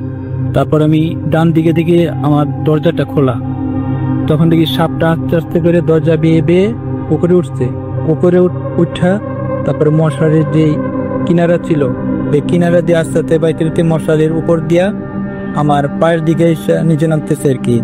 নিচে নামার পরে নিচে নামিয়া আমার দিকে ফোনা করে কামড় দেওয়ার জন্য ইয়ে করতেছে। তখন আমি খুব ভয় পেয়ে গেছি। ভয় পাওয়ার পরে আমি দৌড় দিয়া বের হয়ে গেছি। বেরোর পরে ডাইনিং রুমে আমি দাঁড়াইছি পরে আমার ডাইনিং রুমে আমার যে চাচা থাকতো উনি বলতেছে যে কি হয়েছে। আমি বললাম কিছুই হয় নাই। কিছু হয়নি মানে কিছু তো হয়েছে, কি হয়েছে তাড়াতাড়ি বলো। পরে বললাম যে ওই যে সাপ। কই সাপ? আঙ্কেল ওই যে রুমের ভিতরে সাপ। কয় না এগুলো কিছু না, তুমি ঘুমাই পড়ো, তুমি দেখতেছো। তারপর আমি ঘুমাই ফেলছি। ঘুমাই থাকার পরে আবার কিছুক্ষণ মধ্যে একই স্বপ্ন, মানে স্বপ্ন দেখি নাই, মানে স্বপ্নতে ঘুমিতে উঠে তারপর দেখছি এই কাহিনী। তারপরে আমি দৌড় দিয়া ছাদে গেছি ছাদে গিয়া প্রায় 3 ঘন্টা থাকার পরে তারপরে বড় হওয়ার পরে আমি বাসায় আসছি। তারপরে এই বিষয়ে আমি আমার এলাকায় এক হুজুর ছিল, হুজুরকে বললাম যে হুজুর এরকম অবস্থা আমার, যে আমি খুব ভয় পাইছি। আসলে এটা অন্য কিছু না, এটা লোকটা জিন, 7 জিন, ওই জিনটা তোমারে ভয় দেখাইলে সে মজা পায়। আমি বললাম যে কেন আমার ভয় দেখায় কেন? কয় না ও তোমার ভয় দেখায় খুব মজা পায় আর কি। জি, তারপরে মজা পায়। তারপরে আবার আরেকদিন রাত্রে প্রায় 3টা বাজে, তখন ওই সময় আমি মনে করেন যে ঘুম থেকে ওইটা ওয়াশরুমে গেছি। ওয়াশরুম থেকে মানে আপনি এদিকে এগুলো কি এখনো ভুগছেন আপনি? এখন আর ভুগি নাই। তারপর আমি যে বিয়ে করার পরে এই জিনিসটার এখন হচ্ছে না, কিন্তু মূলটা ওইটা ছিল একটা জিন সাপ, যেটা আমাকে ভয় দেখে ইয়া করতো আর কি। ও মজা পেত। উনি বলতো যে আমাকে যে হুজুর ছিল উনি আমাকে একটা তাবিজ দিছিল, ওই তাবিজটা পরবর্তীতে আমার গলা থেকে নিয়ে যায় আর কি। আচ্ছা, তো মানে এটাই মানে আপনার ওই তাবিজটার কারণে হয়তো আপনার তাবিজটা দেওয়ার পরে হুজুর দেওয়ার পর তাবিজটা আবার ওরা নিয়ে গেছিল। আচ্ছা, আর ওই হুজুরটা বলছিল যে ওই সাপটা যখন আসবে তখন আপনি ভয় পাওয়ার কোনো কারণ নাই, আপনি বলবেন যে আচ্ছা আপনি আমার কাছে আসবেন না, আমি তো ভয় পাই। মানে কবে থেকে আসে না এটা কবে আসে? এই বছরে জানুয়ারি থেকে আসে না। কেন আসে না? যেহেতু আমি এখন বিয়ে করে ফেলছি, বিয়ে করার পর এই জিনিসটা। ধন্যবাদ আপনাকে। আমাদের সাথে আরো অনেক মানে ঘটনা আপনারা পাঠাবেন, এটা আশা করবো। এবং আমি দেখতে পাচ্ছি যে আমাদের সাথে অনেকে আছে এখন ফেসবুকে এবং আমাদের সব জায়গাতে। এবং আমি যদি একটু আমাদের টুইটার থেকে আসি তাহলে দেখবো যে আয়েশা আশিক তো আমাদের সাথে লিখেছেন যে স্টোরিগুলো আচ্ছা ঠিক মতো কেউ বলতে পারছে না এরকম মনে হচ্ছে তার কাছে। আয়েশা রহমান শীত আমাকে লিখেছেন। SR রাজ আমাদের সাথে আছেন দেখতে পাচ্ছি মইনুর সাগর। এছাড়াও আমি দেখতে পাচ্ছি সোহেল রানা আমাদের সাথে আছেন এবং তিনি অ্যাড দিয়ে শুনছেন। SK ঘোষ আমাদের সাথে আছেন দেখতে পাচ্ছি। এছাড়াও আরো অনেকেই আমাদের টুইটার পেজে, এবং আমি দেখতে পাচ্ছি যে আমাদের এইখানে আরো অনেকেই লিখছেন আমাদের যে ভূত এফএমের পেজটা রয়েছে সেখানেও। এবং আমাদের সাথে আছেন এমডি নুজ ফাইন, রুহুল আমিন আমাদের সাথে আছেন রাজশাহী থেকে, SI রাশেদ আহমেদ প্রাতেন, শফিকুল ইসলাম পাপ্পু আমাদের সাথে আছেন, ইউসুফ আহতার নিয়াদি আমাদের সাথে আছেন শোয়েব আহমেদ সিয়াব, তানজিদা আক্তার মিথিলা আমাদের সাথে আছেন এবং আমাদের সাথে আছেন দেখতে পাচ্ছি মোহাম্মদ অন্তর। এছাড়াও আমাদের সাথে আছেন আকিব খান আছেন আমাদের সাথে দেখতে পাচ্ছি MD আফরিন রাফি। এছাড়াও আমাদের সাথে আছেন দেখতে পাচ্ছি জামিল আজম চৌধুরী এবং আমাদের সাথে আছেন দেখতে পাচ্ছি দেবাশিস পল দীপু। এছাড়াও MD মিলহাজ হুসাইন আমাদের সাথে আছেন, আশা সরকার আমাদের সাথে আছেন ইমন খান হৃদয়, সঞ্জিদা আক্তার আমাদের সাথে আছেন দেখতে পাচ্ছি। এছাড়াও নাহিদ হাসান আছেন আমাদের সাথে, হানিফ ইসলাম কাকুন আছেন আমাদের সাথে দেখতে পাচ্ছি, ইমন খান হৃদয় সহ আরো অনেকে। এবং আশা করছি যে আরো অনেকেই আমাদেরকে, আমার যেটা মনে হয় সেটা হচ্ছে যে আমাদের যে ইমেল অ্যাড্রেস সেখানে আপনারা আপনাদের ঘটনাগুলো পাঠাবেন। এবং আমাদের ঘটনার আমি একটা জিনিস বলবো, যেগুলো আমরা পড়তে চাই, যে ঘটনাগুলো মানে আমাদের অডিও ক্লিপ প্রচুর আমরা পাচ্ছি, আমাদের এখানে গেস্টও অনেকেই আসতে চাচ্ছেন, কিন্তু আমরা যে ঘটনাগুলো ইমেল থেকে পড়তে চাই সেরকম ঘটনা বেশ কিছু আমার মনে হয় যে আরো বেশি করে যদি আপনারা পাঠান তাহলে অনেক বেশি ভালো হয়। এবং যারা চান যে তাদের ঘটনা আপনারা লিখে পাঠাবেন, সেই ঘটনাটা একটু আপনারা মানে লেখার সময় দেখবেন যে আপনারা যেভাবে লিখছেন সেটা যেন পরিষ্কারভাবে বোঝা যায়। এবং আপনারা অবশ্যই চেষ্টা করবেন বাংলায় লিখলে তো খুবই ভালো। আপনারা এছাড়া অনেকে জিজ্ঞেস করেন যে কিভাবে লিখে পাঠাবো, আপনারা চাইলে ইংরেজিতেও লিখতে পারেন, এটা আপনাদের পুরোপুরি আপনাদের ব্যাপার। তো যাই হোক, আমি যেটা করবো সেটা হচ্ছে এখন আজকের মতো এখানে শেষ করতে চাই আমাদের এই এপিসোডটা। এবং আগামী এপিসোডের জন্য আপনাদের আমি অলরেডি যেটুকু জানি যে আগামী এপিসোডে আমাদের সাথে আসবেন ডক্টর আলিফ থাকবেন, তিনি আমাদের কনফার্ম করেছেন অলরেডি।